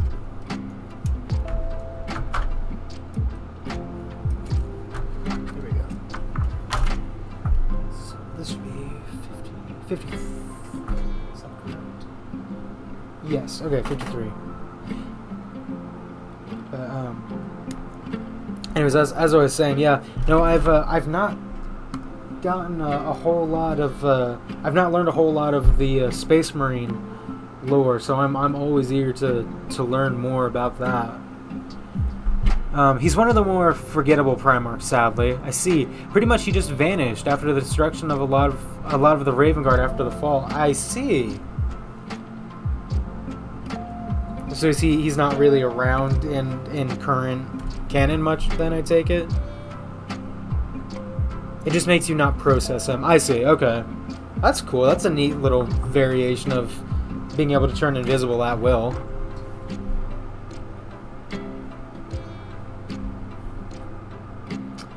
He got access to Gene Seed Tech and made a bunch of mutants to rebuild his Legion. I see! Huh. Interesting. So are the...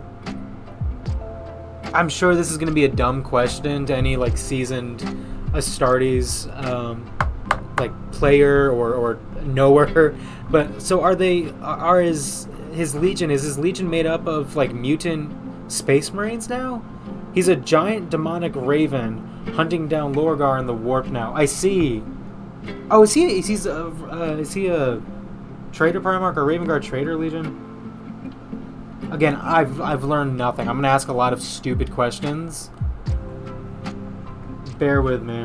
No, he's not. So it's. Oh, he just looks like giant demonic raven, not traitor. I see. Okay. Forgive me. It's a lot of legions to keep track of when you've not put any down on the table. Welcome to the chat, MWG Josh. He put down all the mutants and then disappeared into the warp. I see. Okay, cool. Oh, so he's in current canon. He's just kind of fucked off into the warp to hunt down Lorgar. Then I take it.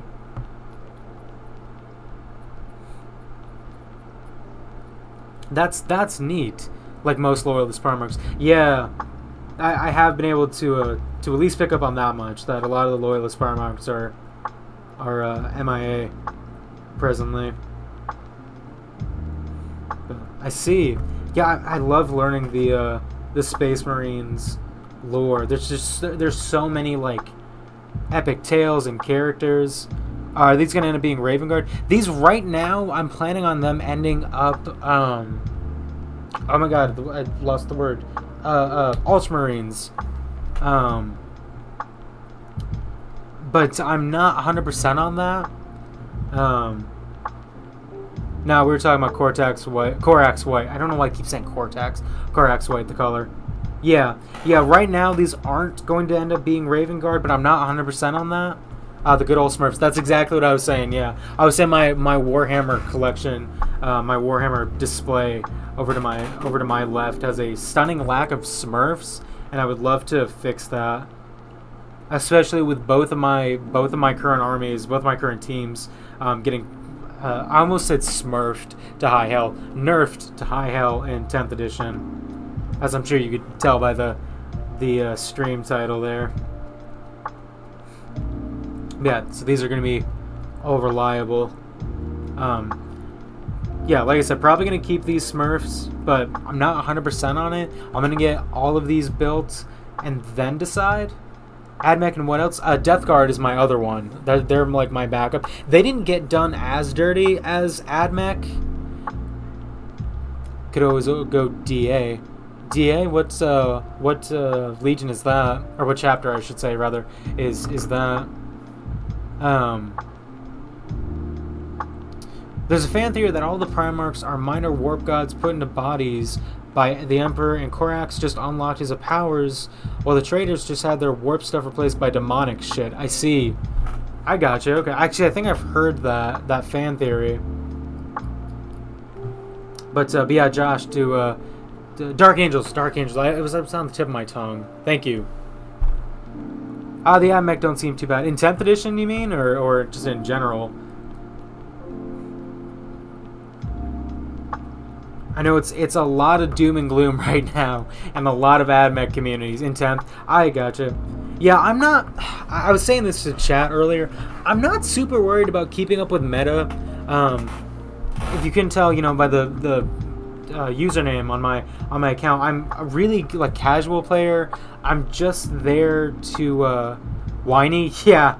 It seems like it's kind of in two camps right now, where it's like, Admec is fucked, I'm shelving my army till 11th edition, and then it's stop fucking whining, and very little in between. So I'm gonna see. I guess I'll see how it is on the tabletop.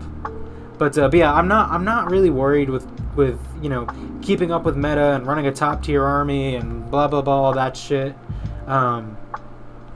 As long as it's not going to be a guaranteed wash every time, then I'm probably still, or I'm almost definitely still going to keep running Admec. I just was thinking it'd be cool to have some Ultramarines, some Space Marines on standby, as it were. Everyone's complaining about their factions. Very few people have played enough to have any idea. I was thinking that earlier too. Yeah, it's like I follow a few separate Warhammer communities, and it seems like everyone is pissed and everyone's whining right now. And I'm like, if everyone got nerfed, did anyone get nerfed then? You know, it's like, I'm building up my Necrons and thinking about Chaos Knights as backup. I got you. I've heard that Necrons got treated pretty well in 10th. I've not heard anything about Chaos Knights. It's the vocal minority of tournament players. I figured, yeah. Necron fans are pretty happy, RN. Yeah, that's one of the few factions I've seen that have seemed pleased with the changes. They and Tau are one of the few, but Tau have always been overpowered as shit.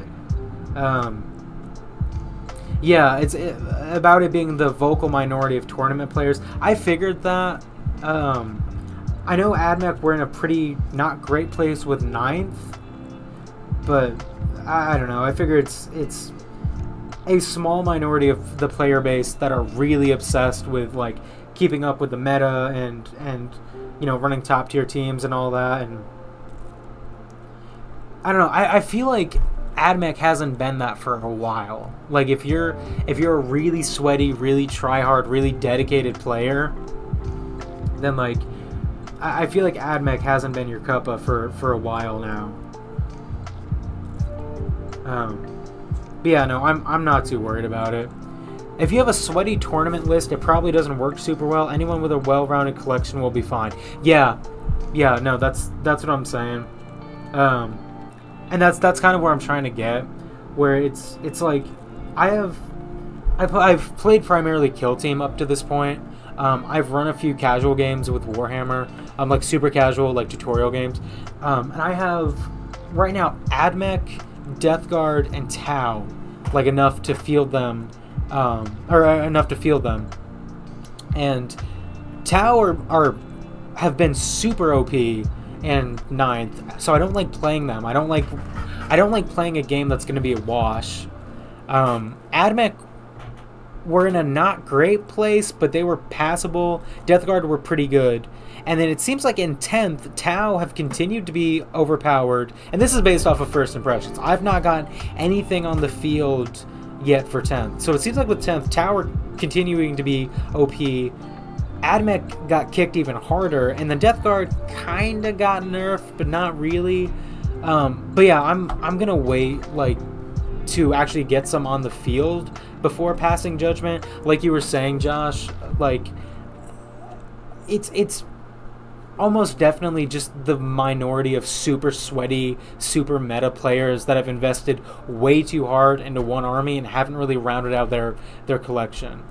With 3 models, you can bring Necron warriors up from 1 to 20 models in one phase. Christ, okay.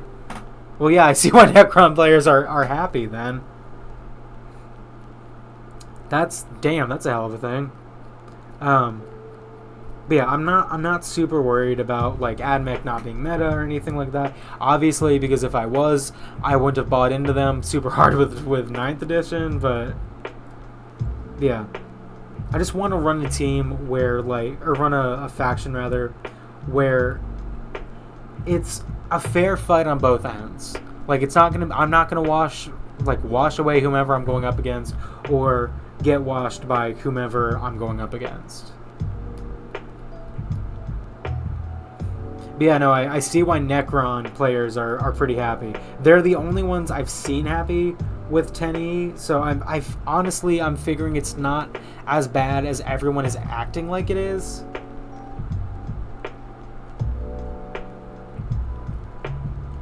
Especially because I know they're really trying to like revamp things with 10th edition. Like really work on scalability and being able to play smaller games and all that.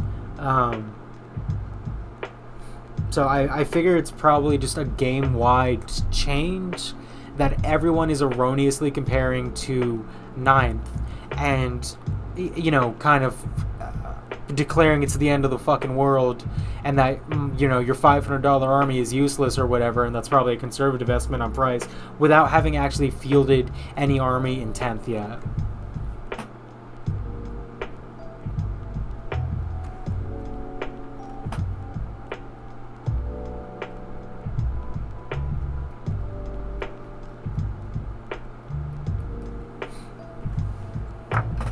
Take a hobby knife to this bit of flash.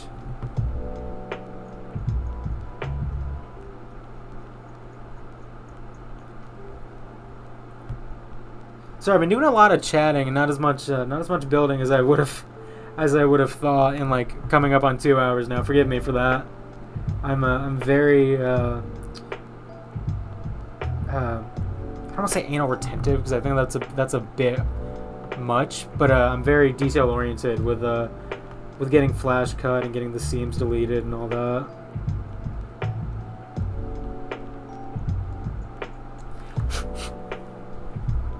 I'm also eagerly awaiting for the day that was sarcasm. Let me see. Player skill is the only thing that really matters in all but high-end tournament games. Some factions might be tough to figure out for newer players though, which is fine. Yeah, that's what I figured. I was talking about in either my last stream or my stream before last, like that I remember seeing. I can't remember the name of there's some well-known title for this chart, but it was pretty much the win percentage for each faction in tournament gameplay. And pretty much every team was at least 50%. And there were some that were higher and some that were a little bit lower, but not much lower. And like, I don't know. That tells me exactly what you were saying, Josh, is true. That if you give a really, really good player a not as meta army and place them against a shit player with a really meta army, the more skillful player is going to come out on top. That leads me to believe that's true. Cosmic Smith said, luckily if you go over to your faction subreddit, people are starting to post what happened during their first matches in 10th. I gotcha. Yeah. I'm in the Admec and Death Guard subreddit. I've not seen too much of that today, but I'll definitely keep an eye out. I would love to see, like, I don't know, I would love to see how it's actually like on the field compared to all the doom and gloom that has been getting preached, particularly for Admec for the last while. It's really since the first info about 10E came out, and we got the first like point info that everyone was like, it's so over, we're so done. Ghost Hawk said, it's been helpful to have motivation to finish off cleaning the flash and mold lines off my final ghost axes. So painful. Yeah, no, it's... the Astartes that aren't as bad about it, and I say this because I put together Death Guard, which are very similar models. They're not as bad about it, but I feel you there. I put together a lot of Tau and Sororitas and Admec, and they're really bad about that too. And it's like, it can really hamper motivation after a while, where it's like, dude, shit, I've been working on the same piece for like, half an hour. This feels a bit silly.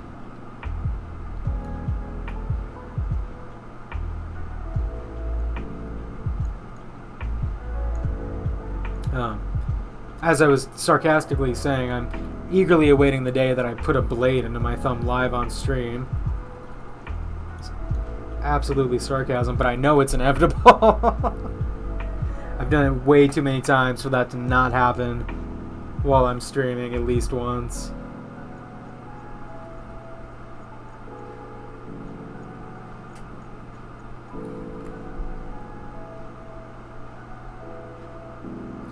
Is bleeding on stream a TOS violation? That'd be really funny. Like that'd be a really funny bad night.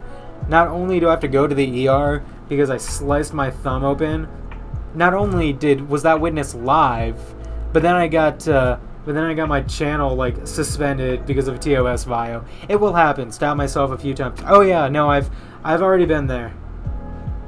Get that protective layer of super glue on. You're goddamn right. Well, that's the gag of it, isn't it? I'm using extra thin cement, plastic cement. Is it worse? Is it worse if people give subs while it happens? Worse in that it would be kind of humiliating, but better in that it would be a really fucking funny story to be sitting here with my like almost totally cut off thumb and go, oh fuck, Ghost Hawks, thank you for the sub. Oh, I'm gonna call it the stream early here, guys. Yeah. But yeah, no, Daryl, what you were saying, yeah, I've already stabbed myself plenty of times working on these. I've just never done it on camera for everyone to see. What I was saying about the plastic cement, yeah, that doesn't dry the same way. It doesn't provide that like protective layer of armor against hobby knife blades. An old customer, Matt, stabbed himself. Oh shit! Stabbed himself to the bone in the thumb while building his Space Wolves. It was hilarious how casual he was about it. Oh god. Yeah, I've where I used to be a mechanic, I've had like fingers almost totally cut off. So, goddamn. Didn't Joey like recently splice his thumb open pretty much to the bone too? God damn. Yep, yeah, I thought I remembered that. Was that while he was working on the lion? Because that would be really funny. This Primarch has seen blood. Like the model, the miniature. Literally, he saw my blood. I bled all over him. Alright, that's done. Nah, it was his porch. Oh, that's less of a funny story. That just makes me feel bad for him. I thought that was while he was working on minis. Maybe I just assumed.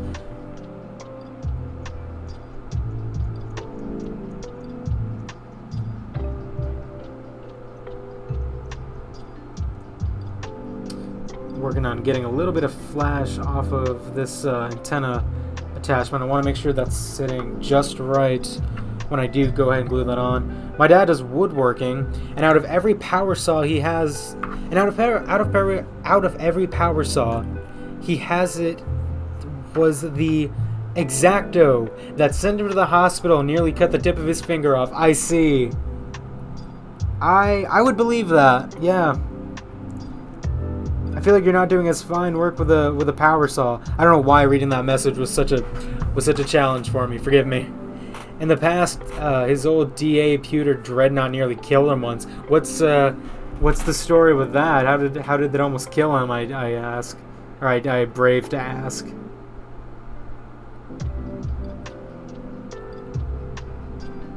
No, that's really funny. That out of all the power saws, it was an X-Acto. God damn, that's funny. It's always the quiet ones, isn't it? The price. No, the price was when it actually killed him. I don't need to pay for my health insurance this month. I have Warhammer.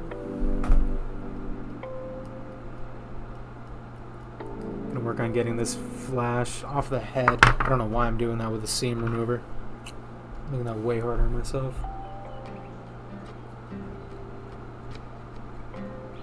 The price, goddamn.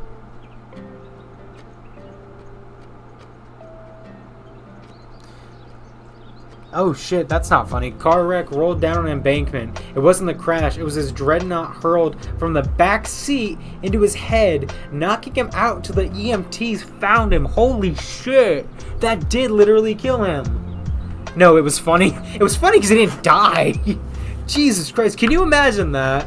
Can you imagine you find your friend dead in a car wreck, and the I don't know if the EMTs would, but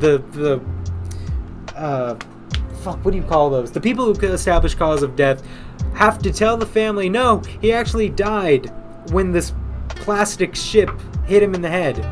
That's fucking hilarious because he was okay.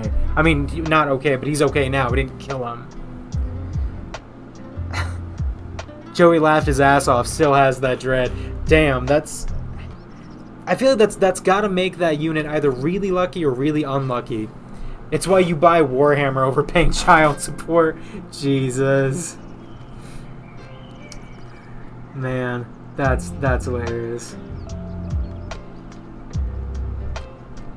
That's gotta give like a special bond to that dreadnought. Like, yeah, this is the miniature that almost killed me. Shit, that's funny. In blood. God. Oh man, that's really funny.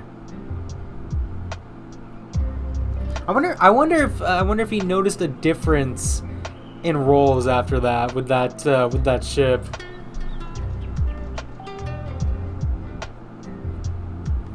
Alright, this head is looking pretty clean. Thankfully, they're pretty good about the seams or the mold lines on these. Got a little bit here. Trying to be really gentle. I don't want to chuff this helmet.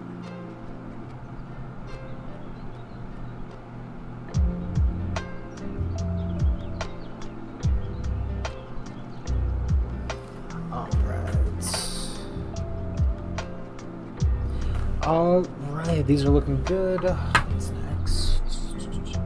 78, I need the sidearm holster.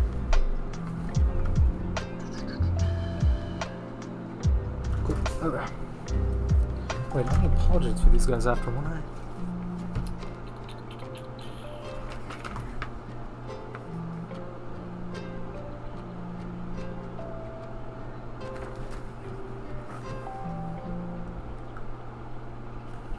Am I being illiterate? Hold on.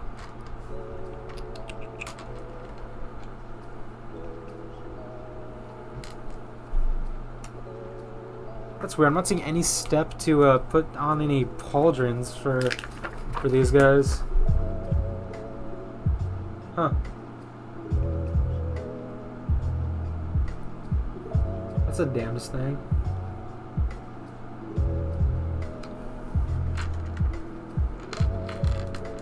I made this mistake with one of my Death Guard where oh wait, no, it's already on there, I think. Yeah. Sorry, I made that mistake with one of my Death Guard when I was putting them together. I just totally forgot to put any pauldron or any Yeah, that's what they're called, isn't it? The shoulder pieces on him. So now I'm very extra careful because I did not realize that until after I was totally done with that miniature. Like, built, primed, painted, detailed. I was all done, and then I was looking and I was like, why does that one look weird? Oh, shit. And of course, like Daryl, like you always say, just roll with it. I was like, no, he's like a melee unit. Like, I built him with the 2 plague knives. Like, no, I did that because I think it looks cool, and totally not because I fucked up and just forgot to glue those on. Well, in that case, just need the side holster, or the side arm holster. Then should be good with this first Space Marine. We can go ahead and get that glued together after I'm done removing seam-line pauldrons. Okay, cool. I don't know why, that wasn't sounding correct to me, and I don't know why.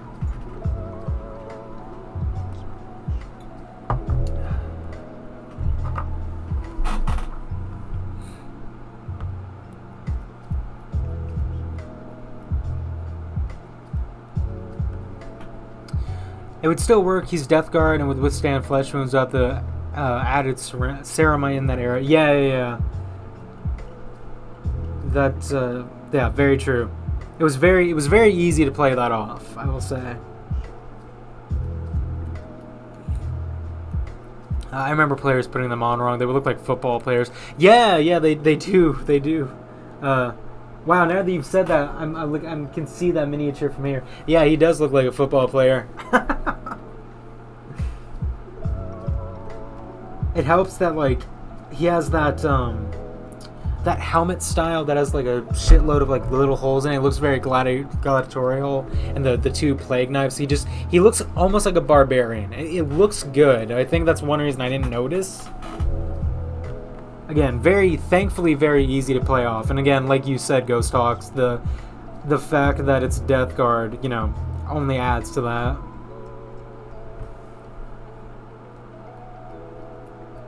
Just got a little bit of flash here, not too much. Just going in with the seam remover and getting that off.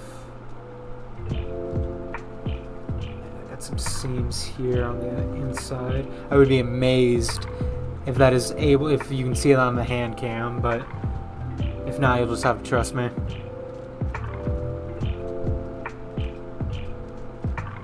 Got a little bit of seam on the inside here. I'm gonna work out.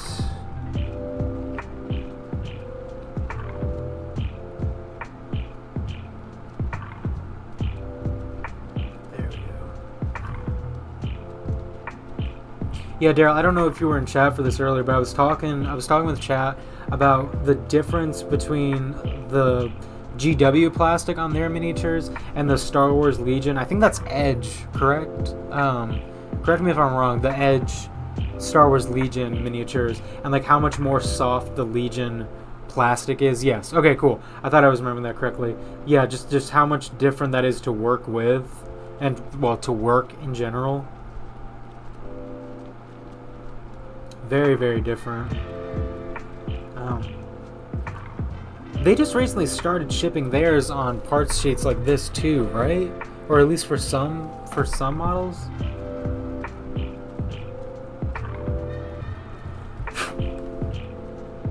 There we go. It's looking a lot better. I'm gonna score the inside of this. Yeah, each company uses their own trademark mixes of plastic. Yeah, I gotcha. I could immediately tell it was a very different plastic. Very soft, very easy to very easy to work, but not necessarily in a good way, because I've found it's really easy to accidentally overwork those plastics and like end up eating some detail that you wouldn't have lost on GW miniatures. To say nothing of the fact that I almost cut clean through one the first time I was working it, because I'm so used now to the GW plastic.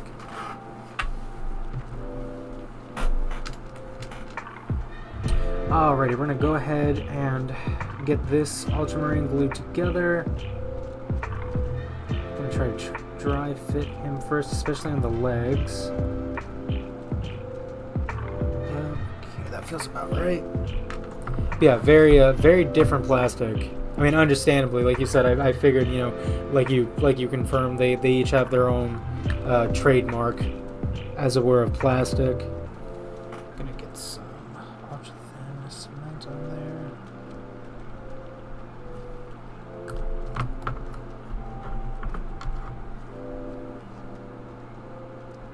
Alright.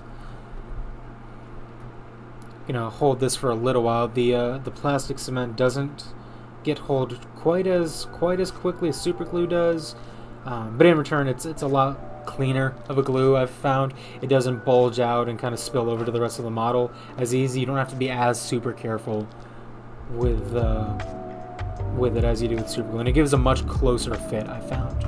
Yeah, those temperamental models, beautiful models for Star Wars Legion and Shatterpoint, but that's a trade-off for the detail these days. Yeah, definitely. I've definitely noticed that. Actually, I meant to ask you about that. Shatterpoint is by them as well. I should have figured. I love the Tamiya glue. Actually, yeah, I do as well. I got this on your recommendation, and I think this particular bottle may have even been from your shop. I'm not sure. I've gone through quite a few in the miniatures that I've put together. But yeah, no, I love that stuff. I find it a lot easier to work with than just straight super glue. Although super glue was super helpful with some of the really fine details on my last Admec. I had an antenna that kept like breaking off, and getting that to sit with a really fine amount of super glue did the trick there.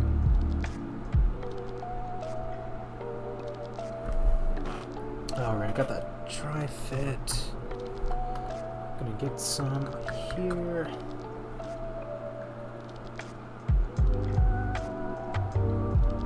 And we'll probably come back to this guy in the next stream as well, just to go over before I start on the next Ultramarine, just to go through and make sure, you know, I got all the seams, I got any extra flash off of it, just to be really thorough. All right, gonna hold this in place for a minute as well. Yeah, and the glue, the liquid cement, is not nearly as quick to stick to your fingers either, which is a very big benefit I've found. Alright. Oh, that took pretty quickly. Okay, awesome. I'm gonna go ahead and put him on the base now. This is not the base that we want. Stay here for a second, my friend.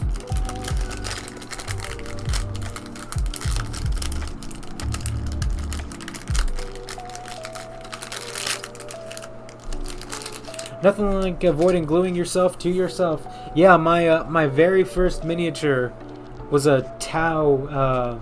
I don't remember the Fire Warrior. It was a Tau Fire Warrior, and literally the first thing I did was glue his ass to my index finger, and now I have a Tau over on my little collection that looks like he got shot right in the butt. Because you can see that texture. It looks like a burn mark almost. Like that was the very first thing I'd ever glued. I was gluing the bottom half of his body to the upper half, and I pinched it like that, and didn't want to let go. The model, that is. I wanted to. I could not.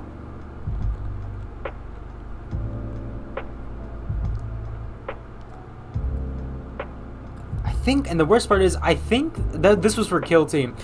I think that was the Fire Warrior, so like the commander of the team just looks like he took one right in the ass. Yeah, I've done that a few times. Yeah, it's a common occurrence, mercifully, or relatively common at least. I'm glad that I'm not alone in that.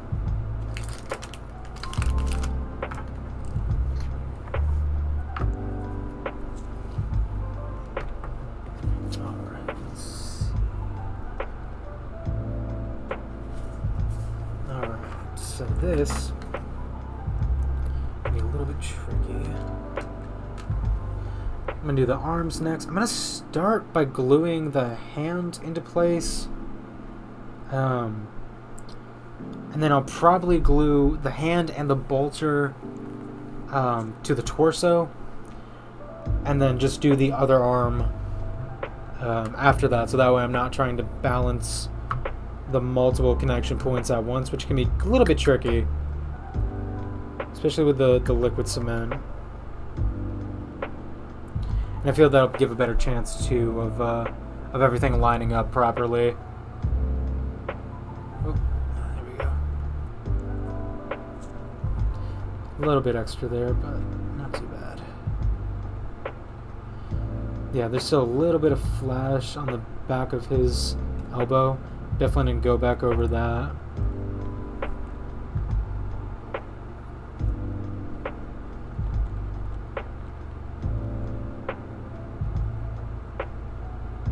Okay. I think that's about as good as that'll get as far as hold.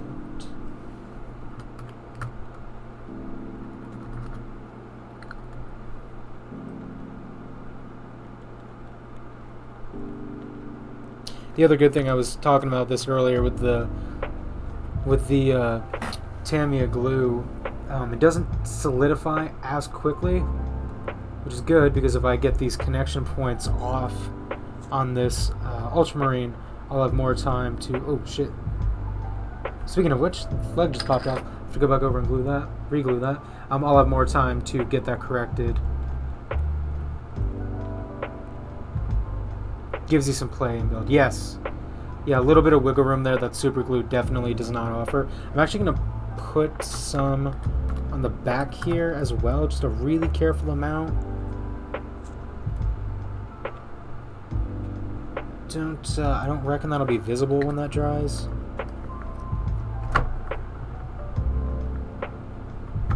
Just to help really stick on there. There we go. Okay. I'm going to hold this for a little bit longer because I am going to obviously have to get the other arm lined up based off of this one, so I really want this to be a little bit more solid in place. If I need to adjust his left arm more to make that happen, or to make it connect the way that it should, then that would be totally fine by me. Just want to make sure this is on there pretty well before I go and try to connect something else to it.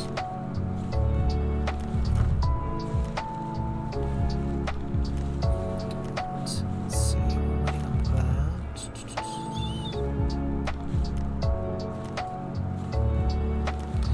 While we're waiting on that, I'll go through the activity feed for this stream.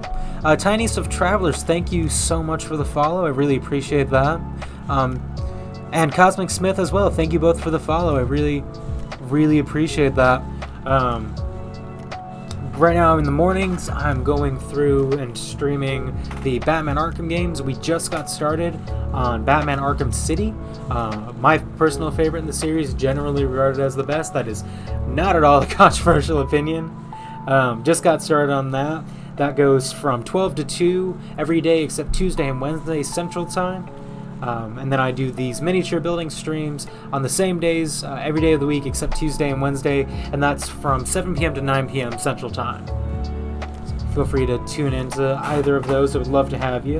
Been great to chat with. I've loved learning more about Space Marine lore. I'm definitely a bit light on that, so feel free to come by and blow up the chat with Space Marine fun facts. It'll be extra funny if you come in during the Batman streams and just, hey, did you know about the Death Guard, or about the who else? The Imperial Fists or the Blood Angels?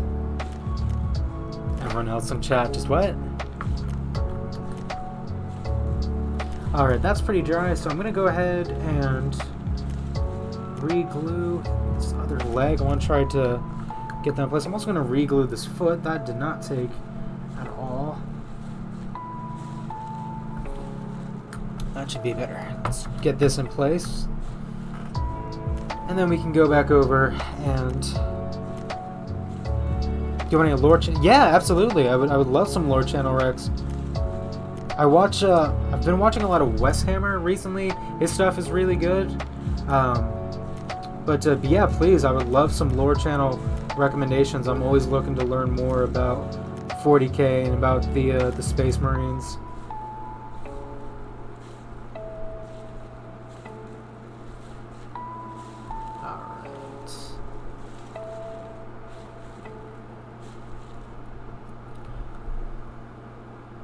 Gonna hold this for a good while longer. This foot is not wanting to take, so I'm gonna try to give it the best shot I can.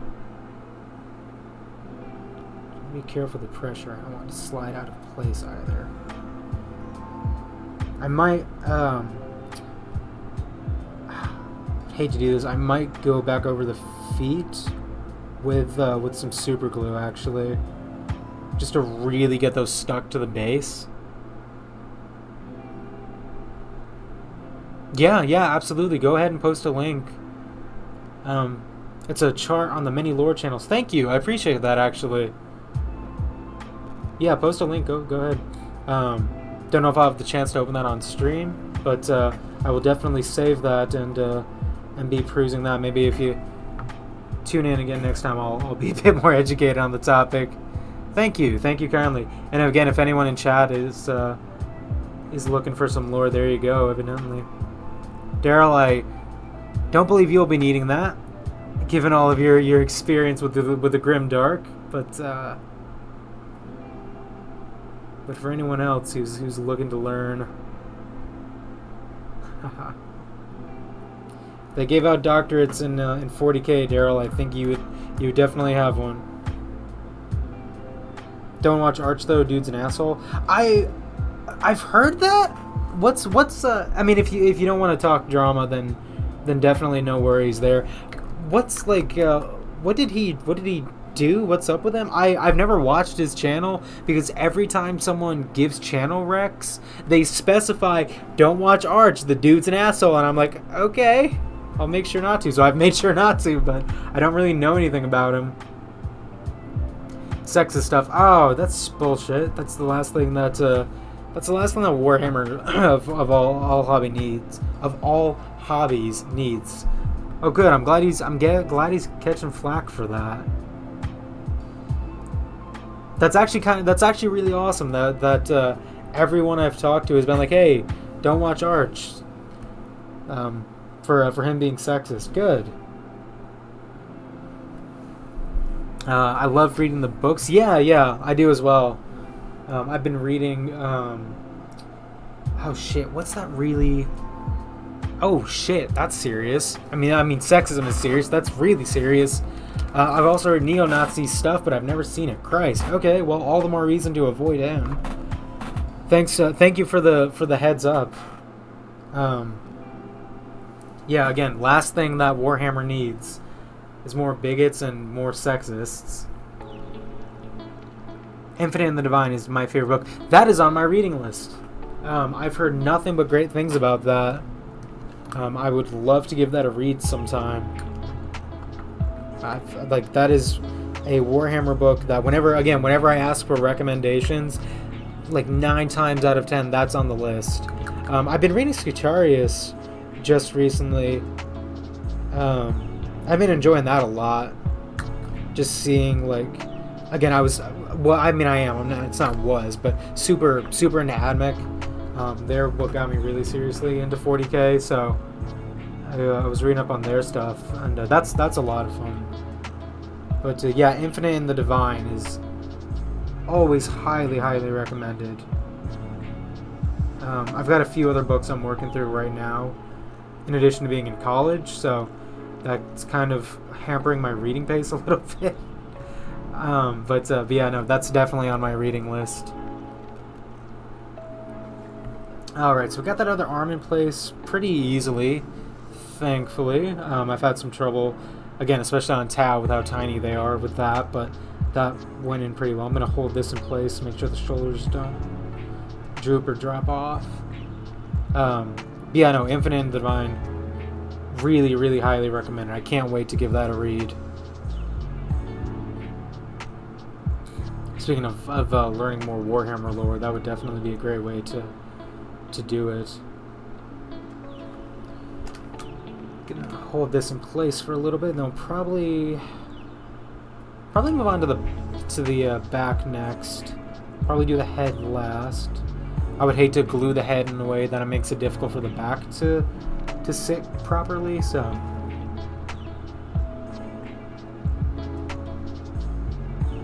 But yeah, Daryl, you were definitely correct. These have been a lot of fun, or this has been a lot of fun to put together. These Stardies are very much a blast to do. That is for sure. Okay, I went through and scored that already. Titanicus was one of my favorites apart from the Ghost series. The Commissar Kane books are great too. Yeah, the Commissar Kane books are another that have been very highly recommended to me. I know he's a fan favorite character. What is Titanicus about? I'm guessing Titans. But say, and also for Gaunt Ghosts, I've not heard of either of those. What are either of those about? Yes, yeah, Commissar Kane, yeah. He was one of the first pieces of 40K lore that I learned about, and I quickly found out why.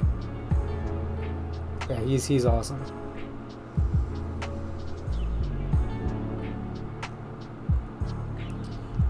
Let's backpack on there. Hopefully gravity seems like it's doing most of the work on this. I'm going to let that set for a little bit though before I glue on the little comms unit. Again, just want to make sure that's solid before gluing more pieces to it.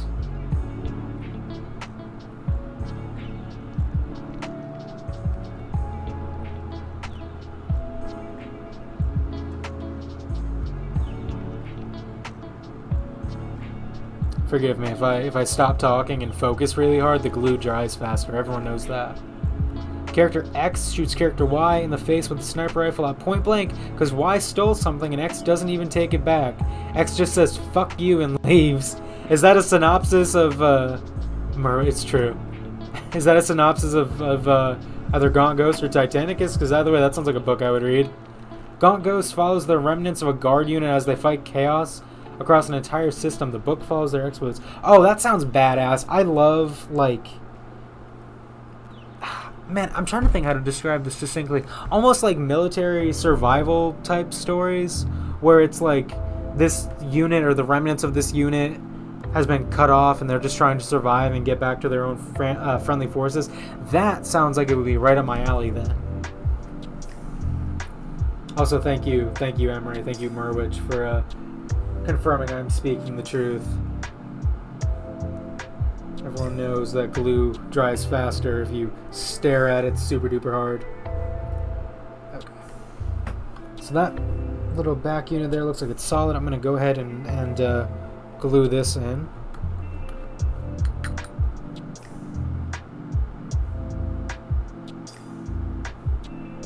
Infinite and the Divine is just one page? It's just one page? Really? Or are you being a smartass and saying that is the plot of the Infinite and the Divine? I'm assuming the latter, because if everyone is recommending a one-page story to me, then damn, that must be a really good one page. No, the shooting thing. Oh, I see. I gotcha. Titanicus is a book about a Titan Legion defending a playa. I keep portmanteauing words. A planet from chaos-possessed Titans. Shit, that sounds cool too. Okay, hold on. Wait. I'm gonna scroll back and chat real quick. I want to jot both of these down.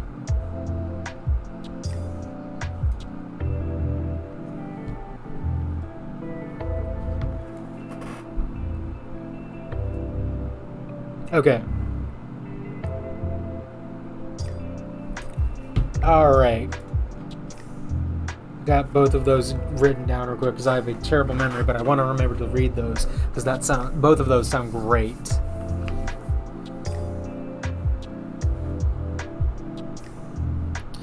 Alright. Looks like we're more or less dry here. Cool. I'm going to go ahead and get the head placed on. And then we just need the holster. And then our first Our first Ultramarine is good and built.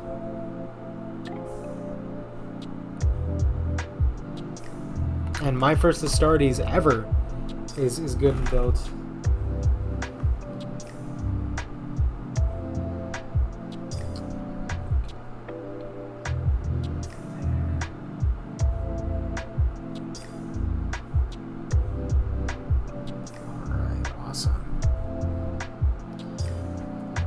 Actually, while that dries, I'm going to go ahead and glue the holster on as well.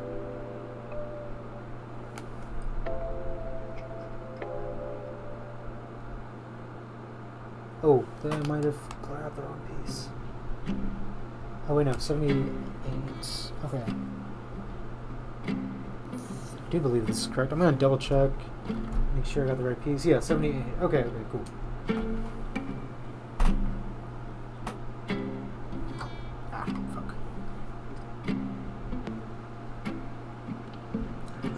There, like that. Awesome.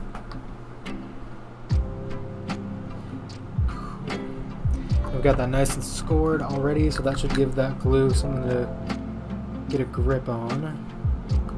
Might have been a little bit too much, actually, but it's fine. In the 4th Kane book, he crash lands in a desert with nothing behind enemy lines and has to make it back to civilization and slowly forms a small army on the way. It's also a prequel, so you can read it without the first 3. Oh, hell yeah. I gotcha. Again, that kind of like military survival flavor of things is right up my alley.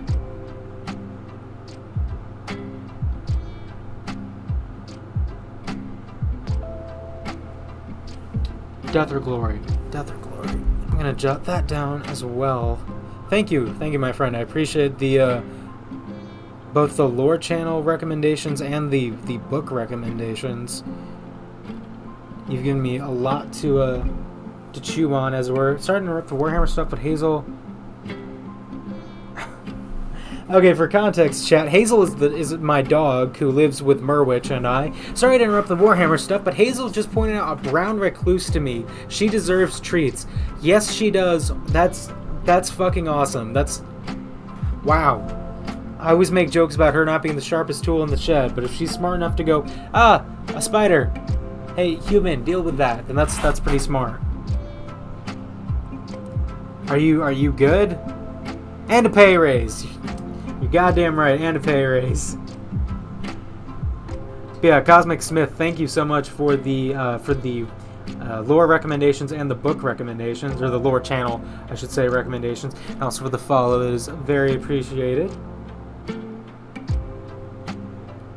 Alrighty, let me hold this guy up to the camera. This will be the real test if he doesn't fall off the base. I'm gonna hold him up backwards. Let me see, and there we have our first little Ultramarine. Got a pretty good shot of that. Hell yeah, cool. That's awesome. Yeah, that was a blast to build. I'm really loving the model of this. I was nice. Thank you. He looks sharp. Thank you. I appreciate that. I try to be really good about going in, getting the flash off, getting the seam lines, the mold lines rather, getting those kind of worked out. Does he have a left pauldron? Maybe not. Let me check. I want to overlook the instructions again.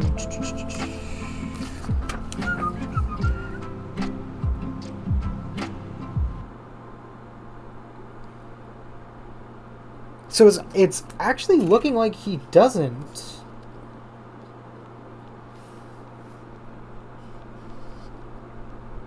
Yeah, because Brother, I am unpainted here! The shoulders look different sizes. Yeah. Yeah, they kind of do, don't they? Thank you for pointing that out. That's weird. I'm not... Cosmic Smith, your message is sending me. That's hilarious. I'm not seeing any instruction where a pauldron is installed. Huh. Yeah, because taking a look, those shoulders do look like they're distinctly different sizes. Yeah, and then it just ends there. Huh. Well, tell you what, I'm the type that I like to do all of my building, then all of my priming, then all of my painting. So as I go through the rest of these, I'm going to keep an eye out. I figure I should have at least one extra pauldron. Well, shit, taking a look at the parts, like, these are the pauldrons. And, like, I feel like that would look way bigger than his right arm that the instructions didn't point out to glue a pauldron on. So I'm not sure if I flubbed that or if the infiltrators are just like that. I'm not super sure. But as I go through the rest of these, I'll keep an eye out just to see if the rest of them are also like that. Looking at the product picture, it looks normal. Yeah, I'm not totally sure. Let me take a look. I have the box here. Leave just in case. Yeah.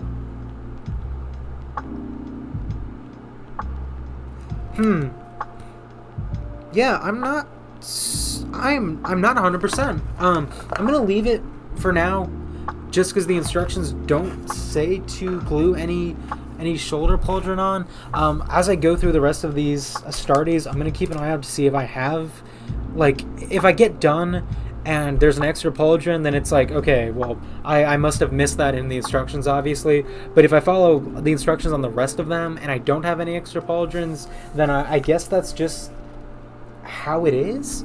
I'm not familiar with the new Space Marine types like Phobos. Yeah, I'm obviously not super familiar with the Space Marines either. I'm looking it back and forth, and I'm not seeing that, so it might just be like that. I don't know if these are a little bit lighter armored, because they are infiltrators. But yeah, I think we're good for now. It's always a bit of a shock, I guess, going from building like the really kind of smaller, more Leith models like the Sororitas and the Tau and the Skitarii, and then going back to the really big ones like the Space Marines and the Death Guard and all that. It's a very, very big difference. There's definitely, like, I'm like, oh shit, I'm not used to miniatures being that big to like having that much heft to them. Definitely a hell of a lot easier to work with. But yeah, so we got our first. I believe there are 10 miniatures in this unit, so our first of 10. Like I was saying earlier, we do also have a Dreadnought to put together, and the starter set from 9th edition, which I believe features. These numbers are an estimate, so forgive me if they end up being incorrect. Which features 10 Necrons and 10 Space Marines. So we've quite a bit. I also have a bit of the Tau and Admec combat patrol to finish.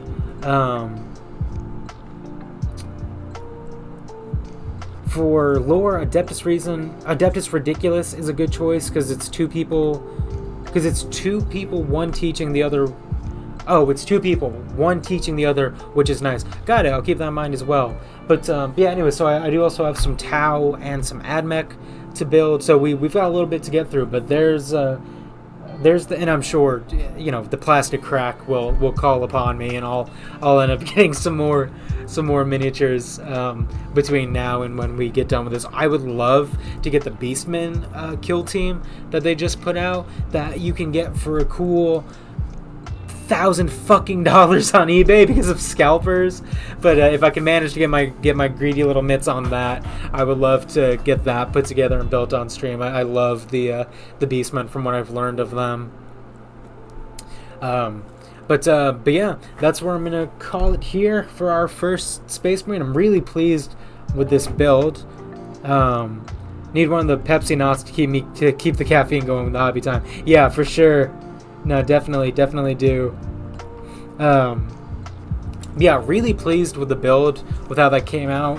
The seam lines were really easy to work out. The flash wasn't too bad at all. And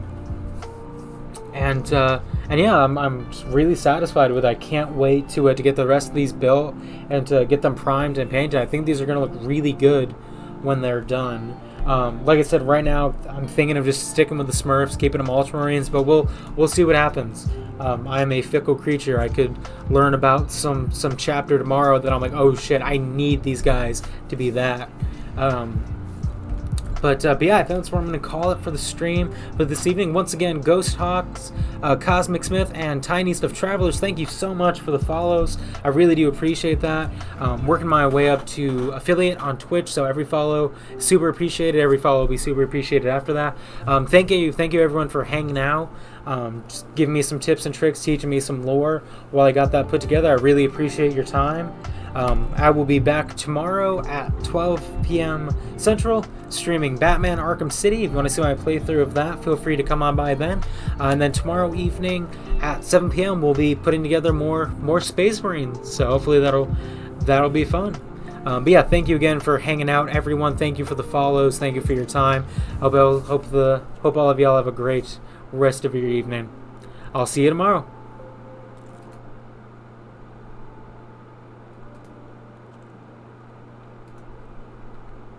I'm glad you had a blast, Daryl. Good night, Cosmic Smith. Hope you have a great rest of your evening. I will see all of you tomorrow. Bye.